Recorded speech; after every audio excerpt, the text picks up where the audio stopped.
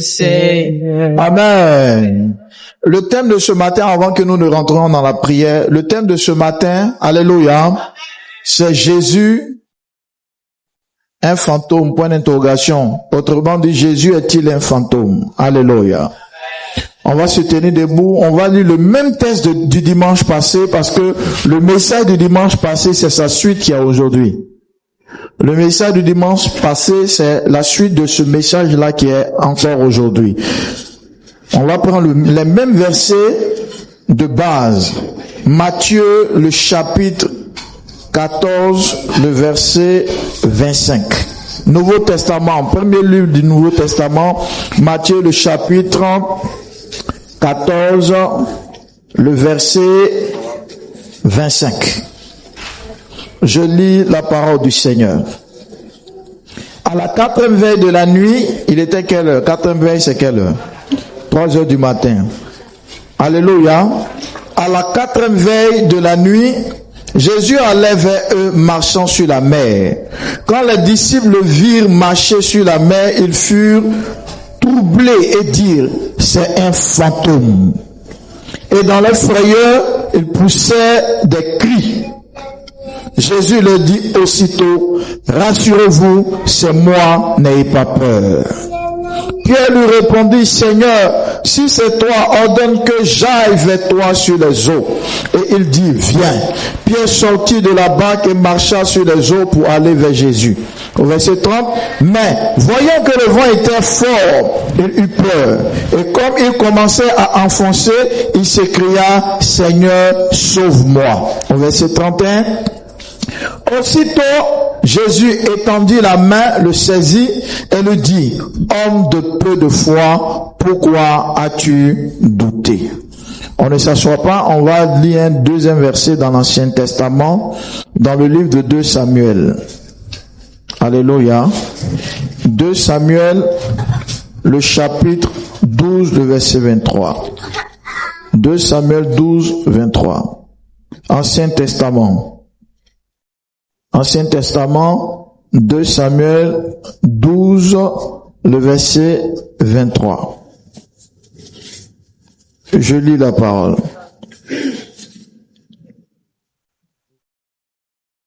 Je commence même au verset 22.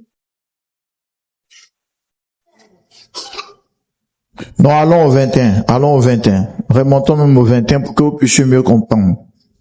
Au 21. 2 Samuel, le chapitre 12, le verset 21. Ses serviteurs lui dirent, que signifie ce que tu fais? Tandis que l'enfant vivait, tu jeûnais et tu pleurais. Et maintenant que l'enfant est mort, tu te lèves et tu manges. Il répondit, lorsque l'enfant vivait encore, je jeûnais et je pleurais, car je disais, qui sait si l'Éternel n'aura pas pitié de moi et si l'enfant ne vivra pas? Maintenant qu'il est mort, pourquoi jeûnerai-je? Puis-je le faire revenir? J'irai vers lui, mais il ne reviendra pas vers moi. On acclame la parole du Seigneur. Acclame fortement la parole du Seigneur. On peut s'asseoir dans la présence de Dieu. Que le Seigneur nous bénisse. Sois vraiment attentif à ce message. C'est un message très très important. La Bible dit qu'un jour, Jésus va dire à ses disciples de le dévancer. Et pendant qu'il le dévance, vers 3 heures du matin, Jésus les rejoint, mais il ne prend pas une barque. Il vient à pied, sur l'eau. Ce n'est jamais arrivé dans l'histoire d'Israël. Même dans les contes. Les gens n'ont jamais entendu pareille chose. Et ils le voient marcher. La Bible dit qu'il criait. Quand la Bible dit qu'il criait, il criait. Il n'y avait pas de femmes parmi eux, c'était les 12, donc des garçons. Mais si tu vois des garçons, jusqu'à 12 garçons crier, il faut t'imaginer. Ils avaient peur. 3 heures du matin sur l'eau, c'est sombre. Il n'y a pas de lampadaire, il n'y a pas de lumière. Alléluia. Ils voient Jésus en train de venir, ils ont commencé à crier. Et Jésus a dit, rassurez-vous, c'est moi. Quand Jésus a parlé, Pierre maintenant va dire à Jésus, Seigneur, si c'est toi, dis-moi de venir. Et Jésus dit, viens. Et Pierre va commencer à marcher sur une certaine distance pour rejoindre Jésus. Mais la Bible dit qu'arrivé à un certain moment, voyant les vents, Il a eu peur et il a plongé. Quand il a plongé, il a dit, Seigneur, secours-moi. Le Seigneur est venu le secourir. Et Jésus a dit, homme de peu de foi, pourquoi as-tu douté? Alléluia. Le dimanche passé, je vous ai expliqué ce qu'on appelle homme de peu de foi et l'attitude de Pierre. Mais aujourd'hui, je vais plus vous parler des propos que les 12 ont tenus en disant, c'est un fantôme. C'est pourquoi le thème, c'est, est-ce que Jésus est un fantôme? Alléluia. Quand ils ont vu Jésus, ils ont dit non, c'est un fantôme. Alléluia. Ils ont eu peur. Ils ont dit non, mais ce n'est pas possible. Même s'ils arrivaient peut-être à voir le visage, mais du fait qu'il a arrêté sur l'eau, là, c'est effrayant. Alléluia. C'est comme ta propre mère, ou même ton propre fils, ou même ton propre mari, tu te réveilles à 3 heures du matin, il est suspendu dans la maison, il n'est pas sur un banc, une table, sur le lit, il est en l'air. Hein? Mais tu t'imagines ce que tu peux t'imaginer. Hein? Donc ils voient Jésus marcher sur l'eau. C'est la mer. Ils ont eu peur, ils ont dit c'est un fantôme. Maintenant Jésus répond pour dire, rassurez-vous, c'est moi. Pourquoi Jésus dit c'est moi? Pourquoi il veut les faire changer le diagnostic qu'ils sont en train de faire? Parce qu'en fait, je vais vous dire, la Bible dit que la foi vient de ce qu'on entend de la parole de Christ. Donc la foi vient de ce qu'on entend. La foi vient de la parole de Christ. Mais la source même de la foi, c'est la perception qu'on a de Dieu. Ça fait deux choses différentes. Alléluia. Amen. Je prends un exemple. Quelqu'un dit par exemple, moi je viens de Yopougon. Mais en réalité, il habite Niangon. Vous voyez? Donc la foi vient de Yopougon. C'est comme la foi vient de la parole de Christ. Mais la source même là, où ça habite là? Ça habite dans la perception de Dieu. Je vous explique, vous allez me comprendre. Quand un chrétien veut manifester la foi, veut rentrer dans le domaine de la foi, parce que la foi, c'est le principe qui active la main de Dieu, qui active le surnaturel. Quand tu ne rentres pas dans le domaine de la foi, ta vie sera ordinaire et naturelle. Or, quand tu es dans le naturel, les miracles ne vont pas se produire dans ta vie. Parce que l'absence de miracle, c'est l'absence de la manifestation de foi. Quand un chrétien ne vit pas les miracles, c'est un chrétien qui a un problème avec sa foi. C'est un problème dont la foi, un chrétien dont la foi a pris un coup, le doute est dans le cœur et la peur. Parce que l'absence de foi arrête complètement les miracles. Même si Dieu au ciel veut faire, il ne pourra pas le faire. Parce que la foi et la loi est le principe qui active le monde surnaturel. Est-ce que vous me comprenez? Donc quand tu cries en disant c'est un fantôme, quand on dit un fantôme, c'est quelqu'un d'effrayant, c'est quelqu'un de dangereux. Donc Jésus corrige leur théologie pour leur dire non, je ne suis pas un fantôme, je ne suis pas quelqu'un d'effrayant, je ne fais pas peur, c'est moi Jésus. C'est à partir de ces paroles-là que Pierre dit, maître, si c'est toi, dis-moi de venir. Pourquoi Pierre engage la parole, dis-moi de venir? Pourquoi au moment où ils l'ont vu comme un fantôme, il n'a pas dit Seigneur, je veux venir vers toi? Parce qu'il fallait que le Seigneur le rassure. Il fallait que la perception qu'ils avaient de savoir qu'ils étaient en face d'un fantôme disparaisse de leur esprit. Vous savez, si votre façon de voir Dieu n'est pas changée, votre foi ne sera pas solide, ne sera pas dynamique. Tu ne me comprends pas. Je vais plus loin, tu vas me comprendre. Quand Pierre dit, maître, que je vienne vers toi, là, il est convaincu que c'est Jésus qui est là. Mais qu'est-ce qui prouve que lui, il peut marcher? Quand Jésus venait sur les eaux, Jésus n'a pas dit, en dehors de moi, quelqu'un peut marcher. Il n'a pas dit ça. Alléluia. Mais Pierre peut se dire, c'est lui Jésus, c'est lui qui est le Seigneur, c'est lui qui peut faire ça, pas à mon niveau. Alléluia. Mais dis à Jésus, Seigneur, dis-moi aussi de venir. Moi aussi, je veux venir.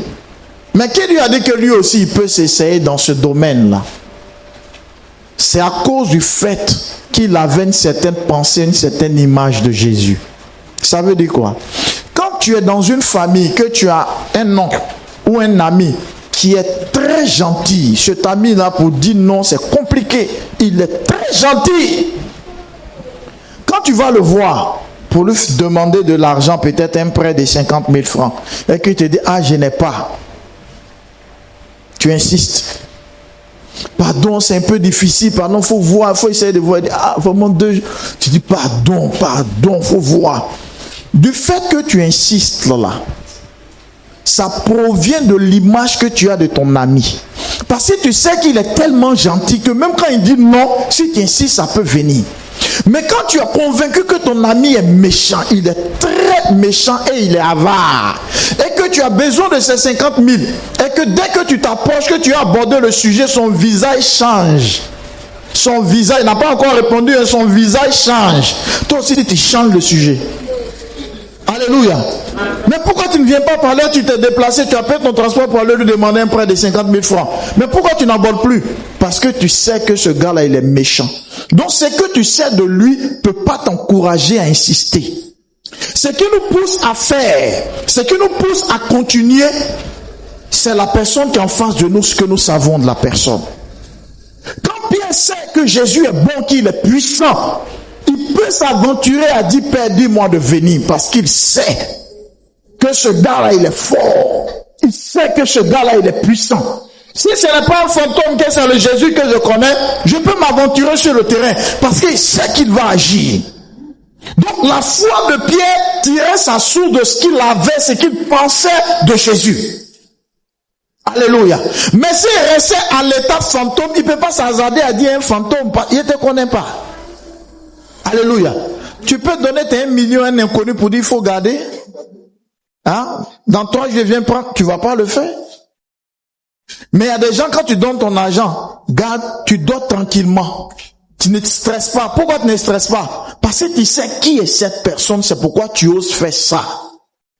Vous savez pourquoi les chrétiens n'ont pas la foi? Parce que beaucoup de chrétiens se disent que Jésus est un fantôme. Pour eux, Dieu là, il fait pas vite.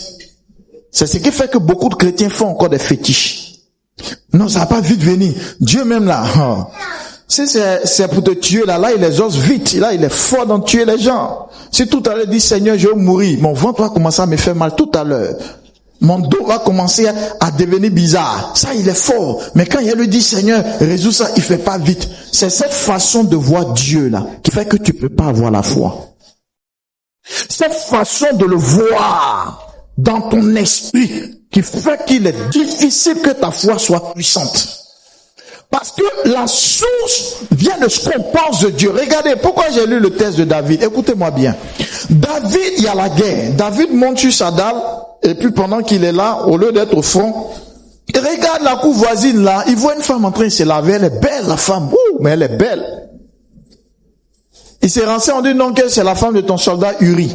Et il donne des instructions, Uri, emmenez-le au front, mettez-le là où les gens, là où le front est intense. Pour qu'il meure là-bas parce qu'il a vu la femme là, il l'aime.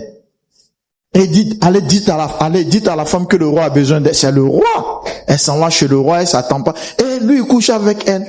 Il n'a pas marié. La femme de son serviteur, il couche avec elle parce qu'il est le roi, abus de pouvoir. Et un prophète vient lui annoncer, le prophète Nathan, pour dire à David. Et quand il a fait l'enceinte la femme, que ce que tu as fait là, voici ce qui va t'arriver dans la suite des temps, parce que Dieu n'est pas content de toi. Alléluia. Ce qui m'intéresse le plus, c'est sur la grossesse. Il dit, Nathan lui dit, l'enfant là, le bébé, puisque tu l'as enceinté, l'enfant va mourir. Et le prophète sort. Voici David maintenant, c'est comme si maintenant sa conscience est réveillée.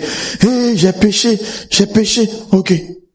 Il prend un moment de jeûne, on le sait, il dit non, je vais jeûner, il rentre en jeûne.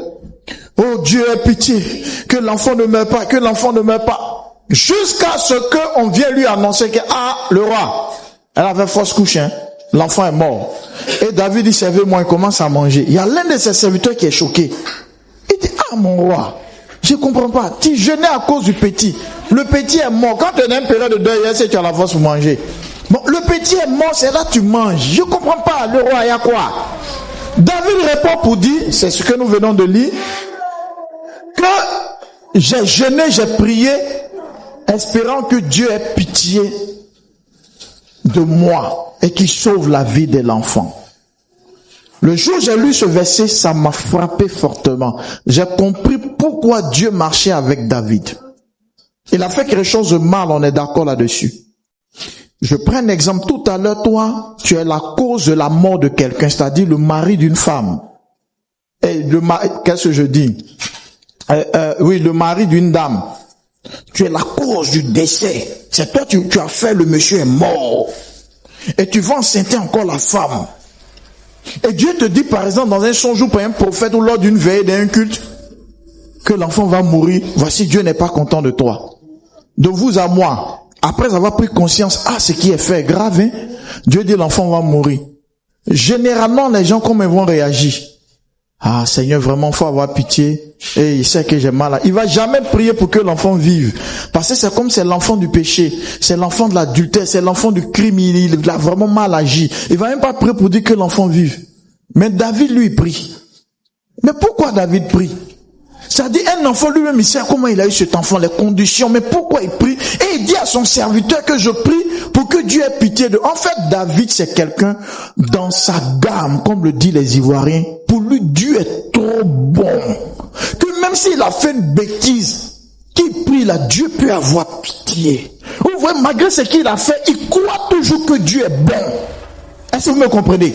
En prenant cet exemple, c'est pas que j'encourage là qu'il a posé, mais je suis en train de vous dire la mentalité que David a. David est convaincu que Dieu est bon. Mais il y a des gens, eux, sont convaincus que Dieu est mauvais. Donc vous deux là, vous pouvez pas avoir la même foi. Donc quand David est en difficulté comme ça, il dit que l'Éternel me sauvera. Pour lui, Dieu ne peut pas le laisser dans ce problème. Il y a des chrétiens quand il y a une situation, ça là, c'est Dieu va faire, ça va, ça là, tu vois. Ce doute, cette hésitation-là vient de ce qu'il pense de Dieu. Quand quelqu'un est convaincu que Dieu est bon, même dans l'adversité, il dit, je ne sais pas comment, mais ce problème, il va se parce que Dieu ne va pas me laisser. Quand tu as confiance comme ça en Dieu, tu sors du problème parce que ta perception de Dieu crée en toi la foi. Et quand Dieu voit la foi, tu appuies le bouton qui active le surnaturel. Ainsi, les anges viennent t'enlever dans le problème. Amen. Mais tu ne crois pas, tu fais pitié. Le monde spirituel ne répond pas à la pitié. Si c'est la pitié qui envoie les anges opérer, on n'allait pas voir les enfants de la rue qui dorment au dehors, la pluie les frappe. Ils font pitié plus que toi. Mais il y a pas un ange qui descend. Oh, lève-toi, tiens, Gaba, mange. Non. Ce qui amène Dieu opérer, c'est la foi. S'il y a la foi, Dieu réagit. C'est un principe automatique. Mais tu ne peux pas avoir la foi si ta façon de voir Dieu ne change pas. Est-ce que quelqu'un me comprend? Amen. À l'intérieur du pays, à Soubré, j'avais une fille spirituelle qui était infirmière. Son mari était enseignant. Elle est gentille, elle est libérale. À la maison, elle fait tout. Comme si elle est célibataire. C'est-à-dire, elle n'attend pas l'argent de son mari. Quand il donne, c'est qu'est-ce qu'ils vont faire. Tant qu'elle a ça, elle fait. Donc le monsieur, ça l'a mis dans une dimension de malhonnêteté. Donc maintenant, il fait plus d'efforts. Quand il reçoit son salaire, lui, il gère ses choses personnelles, il envoie à ses parents. Voilà. Lui, il vit de la haine de sa femme, quoi. Parce qu'en fait, il a vu en elle quelqu'un de trop gentil et de libéral. Donc, on était rentré dans la période des fêtes. Donc moi, je suis allé la voir. Et je suis rentré, dit, ma fille, comment tu vas? Dit, ça va bien. J'ai dit, mais tu as quitté ou pas? Elle était couchée. Elle dit, tu es fatiguée, oh. Tu es allé faire les courses là, par rapport à cadeau des enfants. J'ai dit, cadeau des enfants. Tu es allé payer. J'ai dit, mais pourquoi ton mari n'a pas payé? Elle dit, lui là. On sait pas qu'il n'est pas payé. Il est salarié, il reçoit. Les enfants, à l'approche des fêtes, ils ont commencé à avoir quelques jouets. Nous, ils s'approchent de leur papa. Papa, un autre jouet. Vous savez ce qu'il dit? Allez voir. Il a salaire. Parce qu'il est habitué à ça. Et les enfants courent. Maman, la fête est arrivée. Où est le cadeau? Et puis elle dit, regardez si vos valises. Le père, pendant qu'il dit, allez voir votre maman là, il n'est pas inquiet. Même s'il a fini avec son salaire, il n'est pas inquiet. Pour lui là, peu importe, sa femme va faire sortir l'argent. Vous savez pourquoi? La façon il voit sa femme là, c'est ce qui le pousse à se comporter comme ça. Il y a des femmes là, tu as l'île. Faut t'amuser. Même allumette, elle va t'appeler au travail, au plateau. Gaz est fini, faut me déposer une fois, il n'y a pas allumette, Tu t'amuses, tu as mérité non cuit, elle va pas faire. Alléluia. Donc quelqu'un comme ça, là, quand il connaît sa femme, même quand il est dans le bateau, dans le taxi, qu'il arrive à supporter, ça met, il se rappelle, il n'y a pas de, comment il te fait un dépassé, il faut pas faire. Tu as trouvé les aubergines, ne sont pas encore découpées. Il est stressé. Mais l'autre, lui, il vit en paix. Vous savez pourquoi lui, il vit en paix? C'est la façon dont il voit, il connaît sa femme. C'est ta façon de connaître Dieu qui fait qu'il y a malheur, il y a problème, puis tu marches tranquillement. On dit, toi, tu n'es pas dans le problème, non. Mon gars, mon élément qui s'appelle Jésus, il va me faire sortir du problème. C'est ta mentalité. Et quand le mari de ma fille qui est enseignant, là, il a dit, lui-même, il sait même pas qu'elle a payé les jouets, il a dit, il n'est pas inquiet. Parce que c'est ce qu'elle va faire. Alléluia.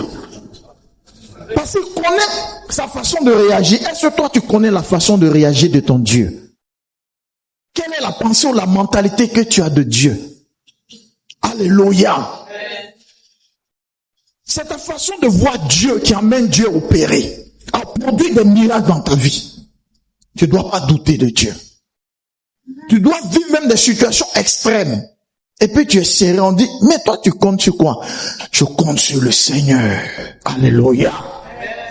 Je vous ai dit, la dernière fois, c'était l'année passée où je suis passé sous la pluie comme ça. Il était VAG fossile. Donc moi, il veut sortir. La pluie, je n'ai pas fait attention.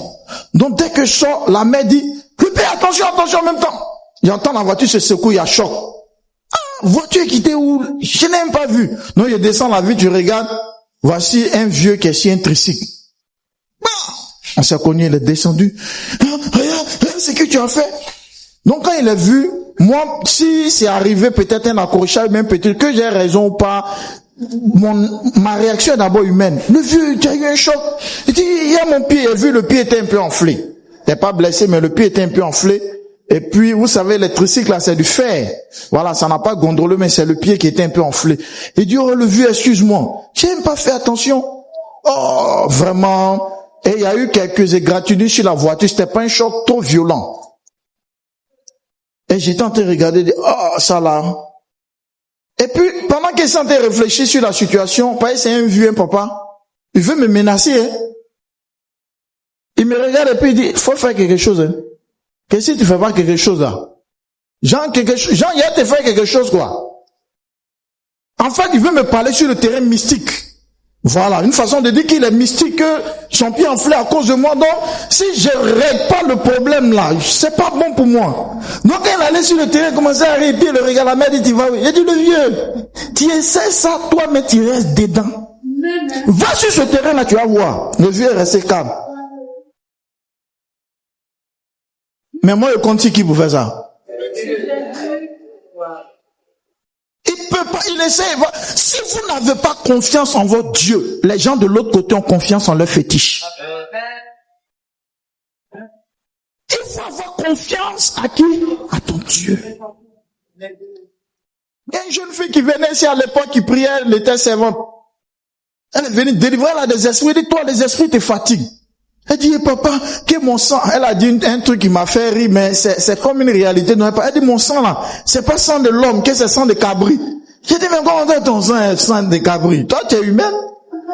Elle dit, non, papa, avant de venir là, il y a un féticheur dans notre village qui a fait les médicaments, il m'a tracé, il a fait. Au village, tout le monde le connaît. Lui là, il fait peur, papa. S'il dit un villageois que tu meurs le soir, il meurt le soir. Si dit au villageois, tu meurs dans 3 jours, il dit, le village a peur de lui. C'est lui, il a fait un médicament pour moi. Et puis, il a fait des choses, il m'a donné des bracelets, tout ça. Il dit, je comprends. Tu as des bracelets, c'est pourquoi depuis, en fait, ta délivrance, les esprits là vont pas. Parce que tu détiens encore des choses qui appartiennent au monde des ténèbres. Donc, faut aller chercher, tiens, on va brûler son, on va jeter. Vous savez ce qu'elle me dit? La scène s'est passée vers ici. Elle dit, papa, pardon, c'est vrai, Dieu t'utilise, mais il faut laisser. Ce côté-là, laisse. Parce qu'il a dit que, de la manette, il vient faire travail de servante à Abidjan. Si tu veux plus faire le médicament, tu en bas, tu me ramènes au village. Mais si tu t'es amusé, que vos pasteurs de maintenant là, ils coupent ça, ou bien brûlent ça, le pasteur meurt, et toi aussi tu meurs. Voilà la prophétie qu'il a mis dans son esprit. Donc il dit, faut prier seulement, faut laisser les gourmettes m'adorer. Il dit, mais on peut pas faire ta délivrance, parce que tu détiens l'objet. Tant que tu as l'objet, les esprits là vont te tourmenter. Elle dit, papa, prie comme ça. Il dit, il ne peut pas prier comme ça. Va chercher le truc là, on va couper. Elle dit, non, papa, tu es encore jeune, tu faut. Il a dit, va chercher. Il a insisté ce qu'elle allait chercher. On a coupé ça, versé huile d'olive, brisé le lien. 2 mois après, elle occupe. Il a appelé, dit, ma fille qui est morte. Elle dit, non, papa. Il dit, 6 mois, elle dit, non. Ton féticheur, son père spirituel, Satan, c'est des menteurs. Alléluia. Vous savez, quand tu fais ce genre de choses, il faut que tes deux pieds soient en Christ. Hein. Parce que si tu n'écoutes pas bien le message, et que les vacances, ça, tu vas au village. Mon pasteur a dit, où sont les canaris du vieux, là? De mon grand-père, tu t'as cassé. Ton pied va s'enfler, hein. Alléluia. Il faut que tes deux pieds soient en Christ, et qu'il faut que ta confiance en Dieu soit extrême. Est-ce que je parle à la foi de quelqu'un? Je n'entends pas un amen qui me dit que tu as la foi. Dis à ton frère la confiance en Dieu. Répète encore, la confiance en Dieu doit être une grande confiance. Doit être une grande... Je sais que peut-être quelqu'un s'est dit, hé papa, le vieux là, tu as pris un risque. Hein? Vous savez, quand on attrapait Jésus là, on disait toutes sortes de choses. Même si tu n'as jamais lu la Bible, au moins tu as regardé le film de Jésus, il parlait pas. Hein? On dit, est-ce que tu es le fils de Dieu? Il les regarde. Il les regarde. Et c'est énervé Hérode ou Pilate là. Et il a eu à dire, mais tu sais pas que j'ai autorité sur toi? Ce jour-là, Jésus ne s'est pas tu.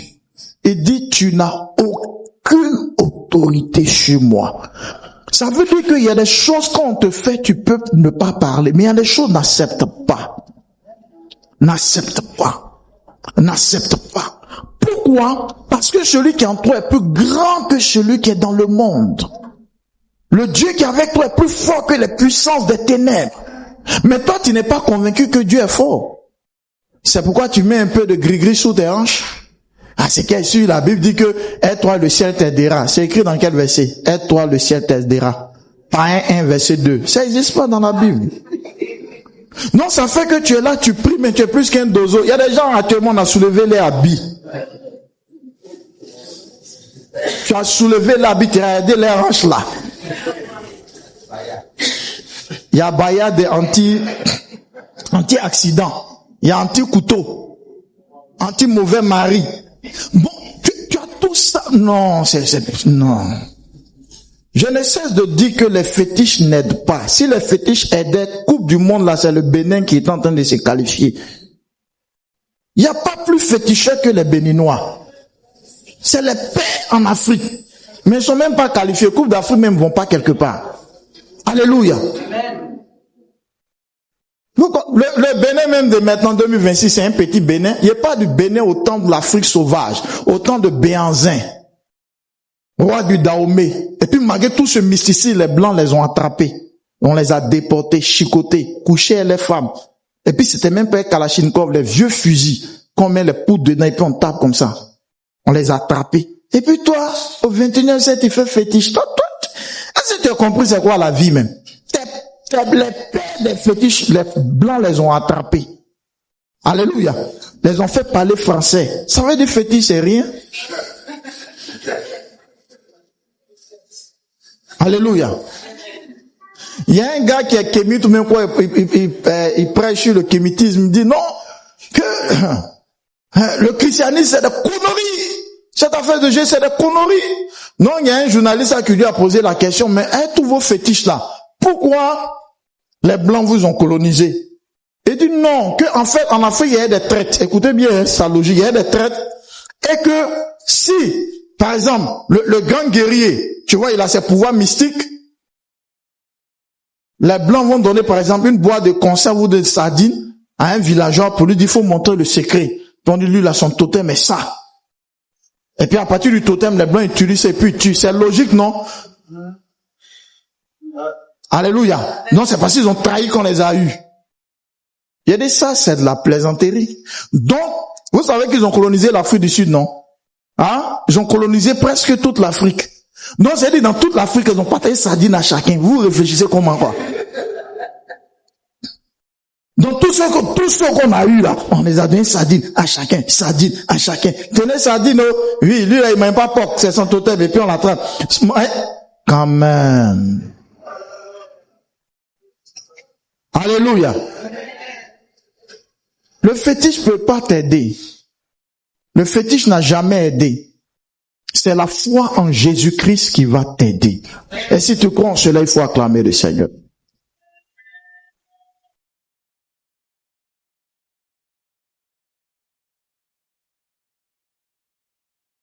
Mais le problème, c'est quoi? Le problème, c'est qu'on n'a pas confiance en Dieu. Moi, mon expérience, par exemple, moi, tous mes enfants, j'ai même pas quand tu les coups quand ils sont bébés pour dire, ça c'est mauvaise parole des gens, c'est truc des gens. Et puis si tu fais pas en Afrique ici, votre église est maintenant, ça la faut mais c'est pour de l'enfant, ça empêche que les gens qui ont mauvais esprit. Tes parents, même tes soeurs, même tes cousines qui sont en France, qui accouchent là, aux États-Unis, les enfants là, c'est comment? Alléluia. Souvent, un enfant, il est bébé, il connaît même pas des choses. Code qui est sur lui, là, c'est plus que code à linge. Mais on a la Bible. Jésus est Seigneur. Non, tu n'as pas foi en Dieu. Alléluia. Je ne dis pas que les médicaments indigènes sont mauvais. C'est très bon, les médicaments indigènes. Mais les choses, on va les sacrifier pour les, on fait des rituels. Non, non, Jésus est mon rituel. Son sang me suffit que de prendre le sang d'une poule. Parce qu'il est ma protection. Si tu n'es pas convaincu de ça, tu peux pas bénéficier de la protection de Dieu. Je parle à la fois de quelqu'un? On siffle pas la nuit. Quand il siffle la nuit, là, les esprits viennent. Moi, mais ils sifflent. On coupe pas ongle la nuit. Je vous ai dit, moi, généralement, j'aime couper c'est la nuit, même souvent 22 heures. Puis j'allume. Et puis, ma lame est là. Et puis, il y a tant l'esprit qui a me dit que c'est lui, Manuel, là, pour aller payer l'âme. Mais oui, tu vas m'expliquer. Parce que si tu me dis de ne pas couper ça, c'est toi qui allais payer la lame, là. Tu vas m'expliquer. Alléluia. Tu vas m'expliquer. Si c'est toi, tu me donnes l'argent. Et il finit de dire, je vous attends. Hein? Venez.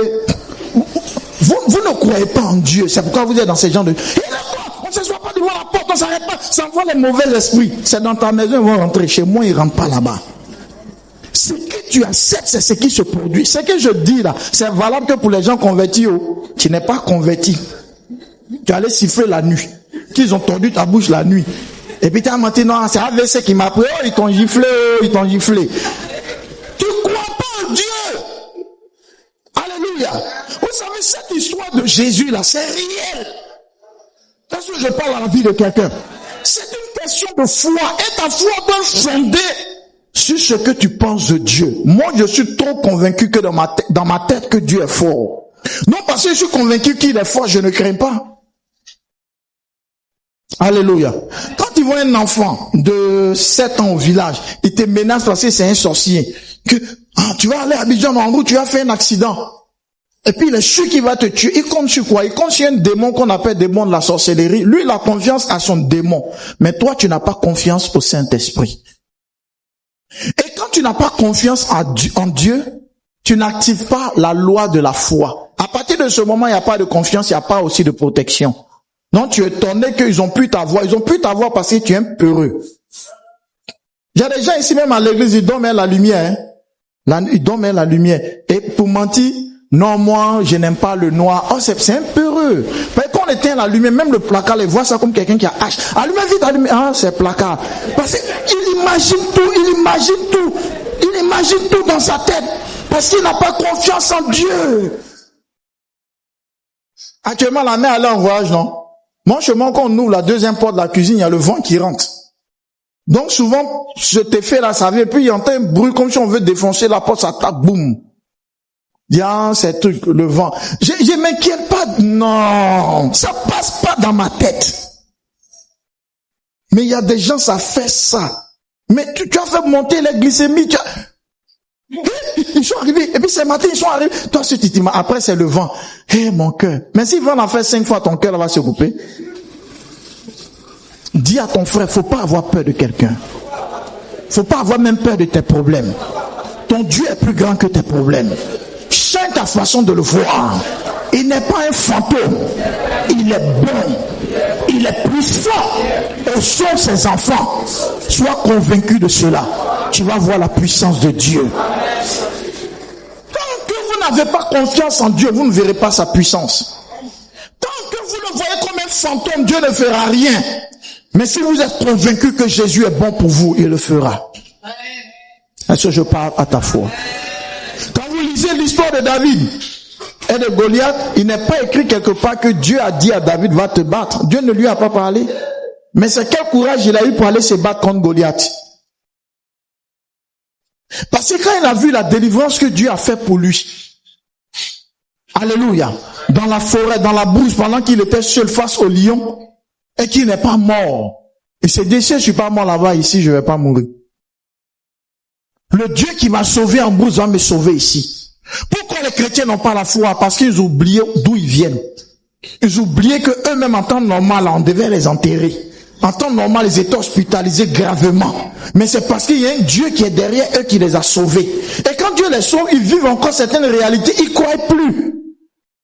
Dieu ouvre la mer, Israël passe. Mais quand il s'agit de la nourriture, ils ne croient pas. Moïse, on va mourir. Moïse, quelqu'un qui a ouvert la mer, c'est un gars qui ne peut pas te donner. Quelqu'un qui a ouvert la mer, c'est l'eau, il ne peut pas te donner. Dis à ton voisin, n'oublie pas d'où tu viens. Dis-lui voisin, regarde, dis-lui voisin. Toi, en temps normal, là, on t'a enterré. Mais pourquoi tu vis? Jésus t'a sauvé. Ce n'est pas maintenant qu'il va te laisser. Avant la période de Yango, quand on se déplaçait seulement quand taxi comptait pour les déplacements extra-communal. Alléluia.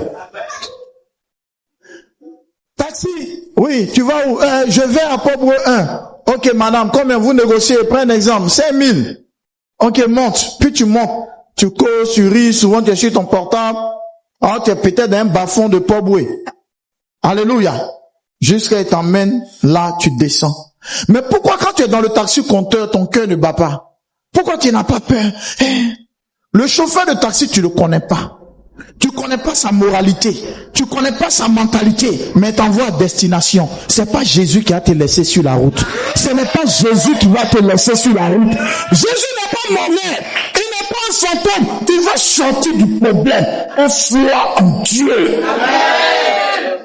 Un foi en Dieu. Les inconnus t'amènent à destination. Pourquoi c'est Jésus qui a t'abandonné? Tu as déjà vu un enfant que la maman prend et puis elle jouait l'enfant ou le père. Et puis l'enfant saute, il redescend. Et puis en sautant, l'enfant est là. Hey, maman, l'enfant il rit. Comment tu as ta reine pour l'attraper? À toi seul tu sais. Lui n'est pas dans le réfléchi pour ça. Hein. Quand tu envoies et puis il dit, papa, fais encore. Oh, tu es fatigué. Tu sens que tes muscles saturés de le laisser, mais lui, il s'en fout. Il est dans la main de son papa. Quand Jésus te prend et te lance, tu ne vas pas tomber. Tu ne vas pas tomber. Ceux qui veulent te tuer là, tu vas tous participer à leur funérailles. Ils vont mourir avant toi. Parce que Dieu a sa main sur toi. Est-ce que quelqu'un a confiance en Dieu? Est-ce que quelqu'un a confiance en Dieu?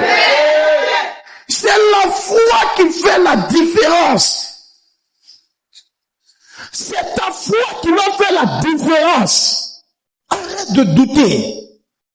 Est-ce que Dieu va faire? Est-ce que Dieu va me sauver? Il y a une jeune fille qui allait à la culte de prière, culte du soir. Tellement le culte du soir durait, doit aller en Ndokwa, elle prend sur le pont d'Ndokwa, 2 agresseurs. Viens ici. Elle a sa Bible en main, ils l'ont fauché, ils veulent la violer. Pendant qu'ils l'ont fait tomber là, sa réaction, Seigneur, montre-moi que tu es mon Dieu. Oh, fais ta bouche là, enlève ton habit. Tout ce qu'elle disait, Seigneur, montre-moi que tu es mon Dieu. La nuit, on ne sait pas le monsieur a quitté où. Vous faites quoi? La voix du monsieur, je ne sais pas comment ça a retenti dans l'oreille des 2 délinquants là. Ils ont fui. Il est venu l'attraper. Ça va? Ils t'ont touché? Elle dit non. Il dit bon, viens, je vais t'accompagner. Elle l'accompagne. La fille à leur cou, dès que tu rentres, il y a un robinet. Vous savez souvent des robinets dans les coups immédiatement sur le mur. Non? Elle dit merci, oh merci. Elle dit que lui veut boire de l'eau. Elle dit ah ok. Ah que il y a un truc en même temps ici. Donc, Dieu a fait, il y avait un gobelet à côté, elle a servi. Dès qu'elle ouvre, il y a personne. Hors de la position de la maison, même si tu cours là, au moins on va voir ton dos. Tu peux pas. Le monsieur n'est plus là. C'était pas un monsieur, c'était un ange. Pourquoi l'ange est venu?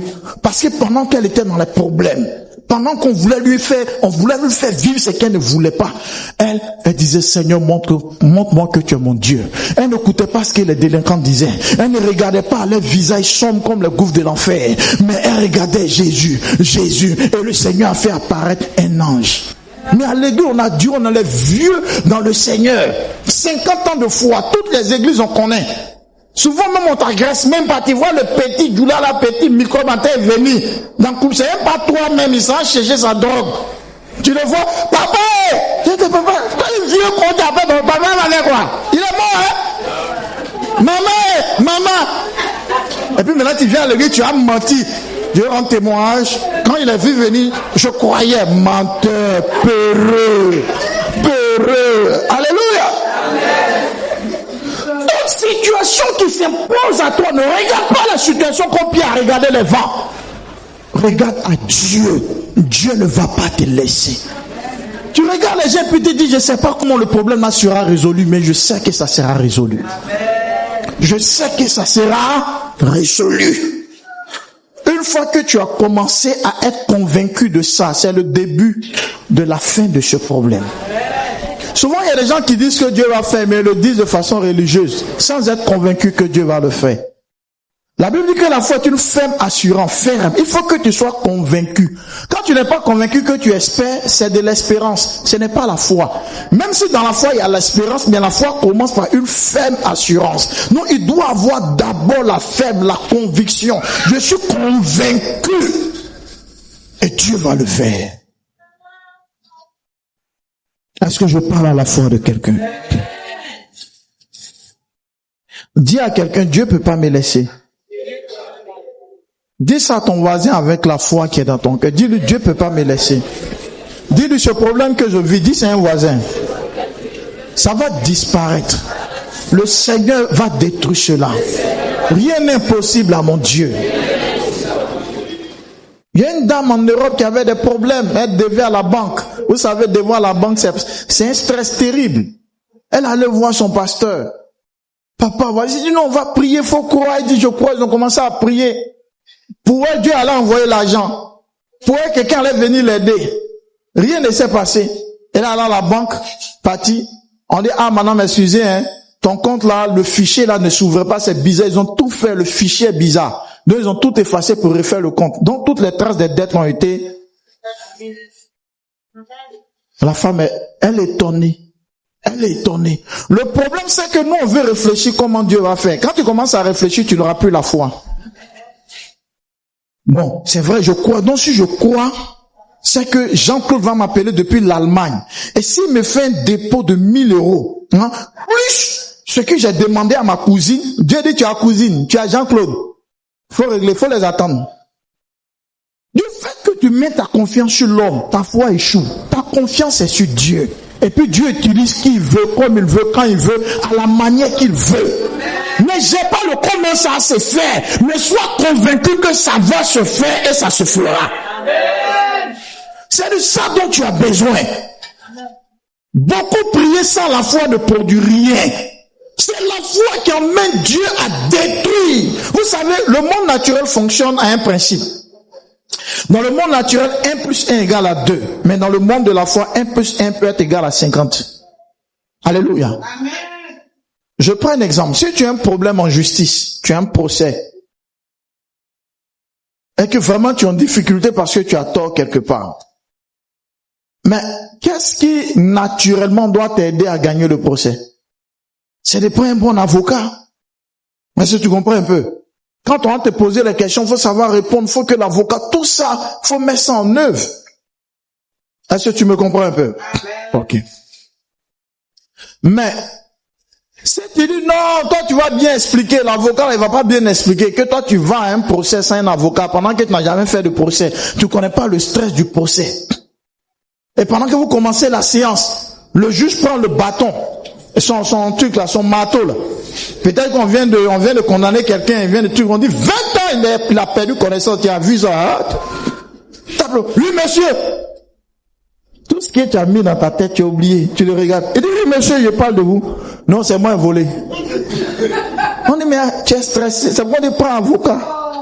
Tu dis non, tu as géré à ta façon. Et c'est bizarre. Ça c'est la règle naturelle pour que tu puisses gagner, prends un bon avocat, fais ceci, fais cela. Maintenant, quand tu sais que tu as tort, et tu sais que aller sur ce terrain, de prendre un avocat même là, ça risque de ne pas marcher, et que tu veux que le problème soit résolu, qu'est-ce que tu fais? Tu vas dans le domaine de la foi. Et c'est le domaine de la foi, le domaine du surnaturel, en respectant les principes de la foi, qui va faire que tu peux t'en sortir. Est-ce que je parle à quelqu'un? Vous faire comprendre que quoi? Quand quelqu'un veut vivre le surnaturel, il faut qu'il marche selon les lois du surnaturel. Parce que naturellement, un tel procès, tu le paies. Mais si tu veux le gagner, ou bien tu veux qu'on annule pour ne pas que tu aies la prison, tu rentres en prison, tu dois aller dans le domaine de la foi. Tu vas à l'hôpital, on te fait sortir tes examens.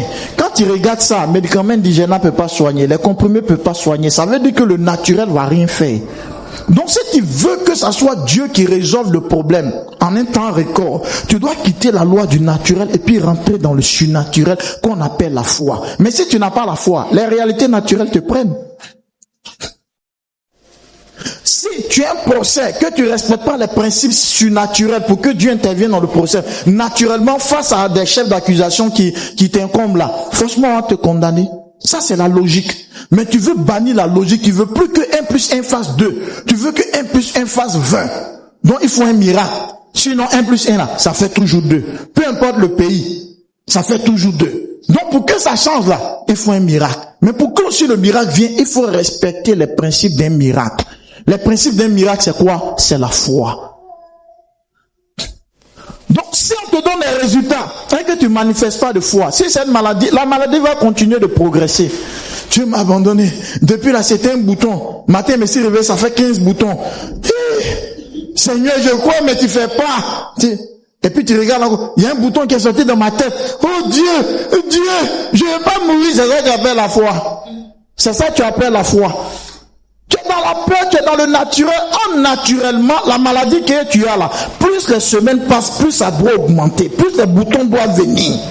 Mais toi, tu veux pas que les boutons viennent, parce que les médicaments peuvent pas résoudre le problème. Mais si tu vas dans le domaine de la foi, en pratiquant la foi, c'est là matin tu te réveilles et puis tout a séché, tout a disparu parce que tu as activé la loi du surnaturel. Sinon, dans le naturel, la salle, on soigne pas ça comme ça. Ce que tu as là, on guérit pas de ça. Ce que tu as là, pour guérir, il faut 2 ans. Ce que tu as, il faut un traitement de 6 mois. Mais toi, tu as besoin d'une guérison immédiate.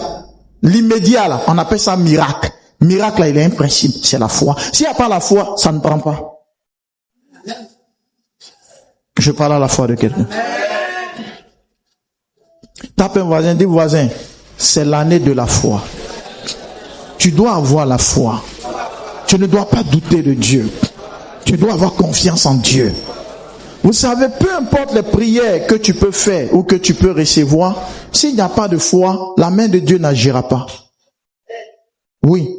Le surnaturel, c'est comme ça. Si les principes du surnaturel ne sont pas respectés, le surnaturel ne se déploie pas. C'est pourquoi il faut arrêter de vivre dans la peur, dans l'inquiétude. Parce que tu as beau t'inquiéter, tu vas pas régler ton problème de santé. Tu as beau t'inquiéter, tu vas pas régler ton problème d'argent. Tu as beau t'inquiéter, tu vas jamais régler ton problème de déménagement. Tu as beau t'inquiéter, l'inquiétude ne va pas résoudre le problème de ton foyer. C'est la foi. C'est la foi. C'est la foi. C'est la foi. Ce problème est plus fort que toi. Tu le portes, tu vas déclencher des maladies dans ton corps. Tu vas penser, ça va couper ton sommeil. Tu seras stressé. La Bible dit dépôt. Il faut croire ce que Jésus dit. Il faut croire. Non, j'ai cru, mais après là, Dieu n'a pas fait. Non. C'est qu'à arrivé un moment, tu doutais. C'est qu'à arrivé un moment, la peur a commencé à s'installer dans ton cœur. La foi n'y était pas. La foi ne se manifestait pas. Il a cru au début, qu'est-ce qui s'est passé? Il a commencé à marcher sur l'eau. Mais arrivé un moment, il a fait quoi? Il a arrêté de croire. C'est-à-dire, en 1 minute, il a cru. En 30 secondes, il a arrêté de croire. Mais ça va gâter ce qui est en train de se faire. Oh Dieu, je vais avoir la foi. Non, ne te concentre pas. La foi, il faut changer ta façon de voir Dieu. Pendant que l'autre pense que Dieu peut le décevoir, toi sois convaincu que Dieu ne va pas te décevoir. Une fois, il y a mon beau qui est venu, il est en France, et il m'a dit, je dois construire à Bassam. Je veux que tu viennes consacrer le terrain. Donc, je l'attends à l'aéroport, il vient, on va à Bassam, chez son ami, et puis, Le matin, on va sur le terrain. Il dit, ah bon, il faut quoi? Il dit, achète l'huile, fais comme ça. Il verse. Il dit, ah voici l'offrande. Et c'est le principe, là, c'est pas le beau, hein, c'est le pasteur qui est venu. Donc c'est l'offrande. Il a commencé à rire parce que lui, au moins, on se chahute beaucoup. Maintenant, vers le moment où je devais rentrer maintenant, il dit, bon, je vais causer à toi. Et puis je me suis assis. Je m'attendais à tout sauf à ce qu'il allait me dire. Il dit, bon, excuse-moi. Il dit, oui. Il dit, je vais te demander quelque chose, quoi. Que comment tu vis? Il dit, je vis comment? Il dit, non, comment tu vis? Parce que tu es une femme, tu as des enfants. Non, il sait que tu payes, tu loues une maison, tes enfants fréquentent où ils sont au privé. Donc, si tes enfants sont au privé, donc tu payes la scolarité, tes factures, tu es une épouse, tout ça. Tu vis comment? Il dit, non, que c'est la grâce de Dieu. Il dit, non, faut laisser faire les grâces de Dieu. Tu vis comment? Non, il a commencé à le comprendre. En fait, il me fait comprendre qu'en France, il y a un budget. Hein, le mois, il y a des trucs. On va payer ça, on va payer ça. Toi, tu n'es pas payé par mois. Hein? Aucune banque ne te connaît à Abidjan ici. Tu peux même pas faire avance sur salaire. Qui va te faire avance de ça? Alléluia. Ou mais t'as déjà vu un pasteur qui t'appelle et puis, il est jeudi et puis il dit, mon fils, dimanche viens, si tu peux dévancer l'offrande de dimanche à Alléluia. C'est pas possible. J'ouvre une parenthèse, une anecdote. Il y a un gars là, la galère le fouettait tellement qu'il a appelé son frère. Il pose une question à son frère, il dit, si moi je meurs là, est-ce que tu as venu aux funérailles? Il dit, mais c'est quelle histoire? Il dit, je te pose une question. Si je meurs, est-ce que tu vas venir? Il dit, si je meurs, tu as cotisé? Il dit, ah, mon frère est mort. Il dit, bon, faut faire une avance. Ça ne va pas. Alléluia. Donc mon bon me dit, je lui dis que non, il dit non, il dit bon, faut laisser ça. Quand il dit ça, c'est pas qu'il croit pas en Dieu, hein, mais il s'est dit que faut que je lui donne quelque chose de logique, faut une traçabilité. Je lui ai dit non, beau, c'est la foi. Il dit non, beau, laisse la foi. Tu vis comment? Il dit mais quand il te voit, tu ressembles pas à quelqu'un qui fait pitié, tu as voiture, tout ça là, tu as ta famille, tu as tes trucs. Tu fais comment? Parce que pour lui, c'est pas une logique, quoi. Tu vis comment? Tu nourris ta femme, on mange pas par la foi, il mange chaque jour. Et puis quand il y a un enfant, il n'y a pas foi dedans. Un matin, il te regarde comme ça. Souvent, il dort. Je suis fatigué, puis il me tape. Il fait, papa, on s'en va à l'école. Et il te regarde, hein. Faut t'amuser pour dire non, le Seigneur est fidèle. Tu vas apprécier le matin, là. Tu as fait sortir pour eux. Toi, il s'est dit, mais tu fais comment? En fait, je l'ai compris. Il ne disait pas ça de façon méchante, mais il voulait comprendre. Il voulait comprendre comment on peut vivre. On peut vivre sans un salaire régulier. On peut vivre sans une assurance, peut-être la MUJFC. Et puis on vit, on a toute une famille. Et puis on brille comme de l'or. C'est la foi qui fait ça. C'est la foi. C'est la foi. Tu n'as pas la foi, tu vas vivre comment? Tu n'as pas la foi, comment tu vas voir la puissance de Dieu? C'est la foi. Toute chose, c'est la foi. Étant dans une chambre salon, dit Seigneur, doit aller dans 2 chambres salon. Père, fais grâce, agis, amen. J'ai confiance. D'où l'argent vient, je ne sais pas. Dieu me dit dans un songe, va faire un programme d'évangélisation. Je finis le programme, une femme m'appelle, ah, pasteur, viens, tu as béni mon bureau. Je finis de bénir, après, il passe à la maison. Et puis, elle me donne une enveloppe. Je m'attendais peut-être à une offrande de 150 000, 200 000. J'ouvre, il y a 800 000 dedans. Oui. Une grosse enveloppe kaki. 800 000. Tellement été heureux. Il a raté la route de Yopougon. Je suis sorti au plateau. Elle est sortie et puis elle dit, pasteur, il était tard, il était 22h, 23h, pasteur, au moins va dire doucement ici, déjà parti. Faut en train de chanter, libéré, le Christ m'a libéré, libéré. Je regardais pour voir plein d'immeubles. À Yopougon, on n'a pas beaucoup d'immeubles comme ça. Je suis là, ma tête, hôtel Pullman, et dit, ouais. Et en ce moment, il voyait tout le monde en suspect. J'ai vu un gardien qui était devant tout, il a baissé la vitre un peu, il dit, monsieur, excuse-moi, la route de passer plateau, tu t'amuses, ils vont te flasher. La route de Pougon, il me regarde, moi, je le vois aussi en suspect. Il y a 800 000 sur moi, parler de précautions. Il dit, Yopougon, il monte un peu la vitre, il dit, parle vite. Il dit, Yopougon, il maîtrise pas bien, puis il a appelé son collègue. Il dit, oui, Yopougon, quand elle est venue, De l'homme, il dit, mais pourquoi ça? Il dit, quand il a fait son doigt et puis il a vu le schéma, il n'a pas fini de dire Gon de Yopo. Je suis sur l'autoroute, libéré, je suis à Sipora, ça même temps m'appelle. Une fidèle de l'église, non, j'ai pas dit de nom. Papa, faut venir. Papa, c'est urgent. Au Maroc ici, et je vais. Là où je garde, il y a des jeunes, dans les quartiers, il y a des jeunes à trouper, ils les vont en suspect, hein. Ils sont dit, ceux-là, ils ressemblent à brouteux, hein, ils vont savoir qu'il y a 800 000 sur mon niveau. Non, il n'y a pas ici. Je suis allé devant, il dit, non, ici, il est trop noir. Mon cher. J'avance, je dis, non. Il enlève mes 800 000, il met en bas du siège de la voiture. Puis, il condamne, il vérifie tout, même coffre, mais il vérifie avant de partir. Puis, il m'a prié, il est fini. J'ai dit à la mère, on prend la 2 chambres salon, hein, parce que la caution avoisinait 1 million. Puis je suis allé donner. Mais quand je donne, et que toi tu viens me trouver dans cette maison, tu dis le pasteur est riche, oui je suis riche parce que ma richesse vient de la foi. La foi est le chèque qui permet au virement céleste de venir dans tes mains. Si vous avez confiance en Dieu, Dieu va le faire. Alléluia. C'est comme ça. Tout ce dont tu as besoin, tout ce dont tu veux voir Dieu accomplir, tu dois le faire avec quoi? Avec la foi. Est-ce que je parle à quelqu'un? Ton amen ne me plaît pas. Tu dois vivre la galère comme ça, mais tu regardes pas la galère. Tu es dans les problèmes, tu regardes pas le problème, mais tu regardes à qui Jésus est pour toi. Tu regardes puis tu dis, moi je vais pas mourir, je vais pas faire la prison. Cette maladie-là, ça ne me concerne pas. Quand bien même que la maladie se manifeste dans ton corps, pendant que tu parles, mais tu es en train de toucher par l'effet de la maladie, mais tu dis c'est rien. Tu as déjà mis Dieu à l'œuvre. Tu as déjà commencé à mettre ton Dieu à l'œuvre pour résoudre le problème. Dieu peut pas abandonner ses enfants. C'est ses enfants qui ont abandonné la foi.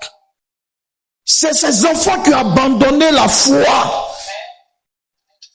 Jésus n'est pas un fantôme. Jésus n'est pas un mythe. Jésus est une réalité. Il est la vérité. Alléluia. Moi, je vois une maison, la maison me plaît, il y a besoin d'au moins 800, 900 000 du coup. Sur le champ, je n'ai pas ça. Je préfère prier. Et puis, Dieu dit, va faire, il finit de faire évangélisation en même temps. Mais c'est Dieu qui fait ça. Alléluia. Tellement été heureux. De toute façon, il est filé. Alléluia. Parce qu'il n'a pas voulu que la maison m'échappe. Quand vous avez des problèmes, votre première réaction ne doit pas dépenser aux hommes. Non. Pensez à votre Dieu. Et puis soyez convaincu que votre Dieu vous aime. Dis à ton voisin si tu es convaincu que le Seigneur t'aime. Il y a des gens qui sont convaincus que Dieu aime les autres. Hein. Oui, ma voisine, Dieu l'aime. Hein. Dieu l'aime, mais toi. C'est cette façon de voir qu'on appelle fantôme. C'est-à-dire que pour toi, Dieu, il est un fantôme. Jésus, il est un fantôme. Pour toi, le Seigneur, il ne fait que pour les autres. Non. Tu es aussi un enfant de Dieu. Dieu aussi entend tes prières. Il n'y a aucune situation qui est plus difficile ou compliquée pour le Seigneur. Rien. Et d'ici vous avez la foi, vous direz à cette montagne, déplace-toi, et la montagne se déplacera. La montagne, c'est le problème le plus difficile, le plus chaotique qui puisse t'arriver. Mais le Seigneur va le résoudre si tu crois, si tu es convaincu. Le Seigneur va le faire. Dis à ton voisin, ce n'est plus le moment d'avoir peur. Dis le voisin, tu ne dois pas avoir peur. Toi, tu crois en Jésus. Tu ne crois pas au fétiche. Tu crois en Jésus. C'est lui qui est ta solution. C'est lui qui va résoudre tes problèmes. C'est lui qui va le faire. Il faut croire en Jésus. Alléluia. Vous savez, avec le Seigneur, l'impossible devient possible. La foi nous amène à changer les réalités de notre vie. Même de nos finances. Alléluia. Je suis en train d'aller à la fin de mon message. Je suis en train de dire à quelqu'un, faut savoir où tu mets tes yeux. Faut savoir où tu mets tes yeux. Faut savoir comment tu orientes tes pensées. Faut arrêter de penser que Dieu va t'abandonner. Non. Moi, quand je servais Dieu depuis plusieurs années, dans les débuts, je traversais beaucoup d'épreuves. j'étais convaincu que Dieu allait me faire grâce. Je savais pas, même dans l'adversité, mais cette conviction, même Satan dans toute sa gloire infernale, ne pouvait pas me convaincre du contraire. Je connaissais pas les méthodes que Dieu allait employer, mais je savais une chose, que Dieu n'allait pas me laisser. Est-ce que tu es convaincu que Dieu ne va pas te laisser? Parce que c'est ça. Souvent on dit amen, mais on n'est pas convaincu. Est-ce que de la manière, il y a des gens qui ont confiance en les fétiches. Est-ce que toi tu as confiance en Jésus comme ça? Alléluia. De la manière, les gens ont confiance en les marabouts. Est-ce que toi tu as confiance en Jésus comme ça? Tu aimes trop réfléchir de comment c'est. Je vous ai dit une fois, il y a une servante qui a reçu une prophétie qu'elle allait aller en Europe. C'est différent du témoin de la servante du dimanche passé. Elle va aller en Europe. Elle regarde l'homme de Dieu. Et bien, tu dis quoi? Papa, Dieu t'utilise, mais ça, t'as pas bien vu, quoi. Elle n'a même pas quelqu'un à Cocody pour dire qu'elle va aller en Europe. Europe, qui la connaît même à Cocody pour dire qu'elle va arriver une fois à l'aéroport. Ça a failli la crise de 2002. Les tirs, le patron dit lui supporte pas les choses que lui va en Europe avec ses enfants. Vous voyez, les enfants tentent de pleurer. Non, on peut pas aller sans tata, sans tata. Il a fait les papiers de la fille. Elle est dans l'avion, puis elle se rappelle de la prophétie. Pourquoi elle n'a pas cru? Parce qu'elle n'a pas quelqu'un à Cocody, elle n'a pas un parent ministre. C'est ta façon de penser comment Dieu va faire qui fait que tu peux pas croire. Arrête de penser à la place de Dieu. Les méthodes de Dieu, les méthodes de Dieu, les méthodes de Dieu ne sont pas tes méthodes. Tout est-il que ta foi doit être ferme. Et tu dois croire que la chose sera réglée.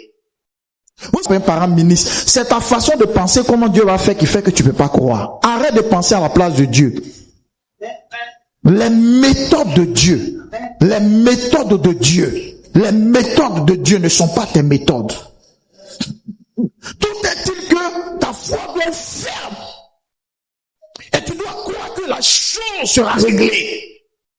Vous savez, souvent Jésus priait pour des malades et puis demandait aux gens de sortir. Pas parce que la prière a forcément besoin que les gens sortent. Mais quand dans un environnement, dans une atmosphère, il y a le doute, il y a l'incrédulité, ça met frein au miracle. Le miracle n'opère pas avec une dimension d'incrédulité.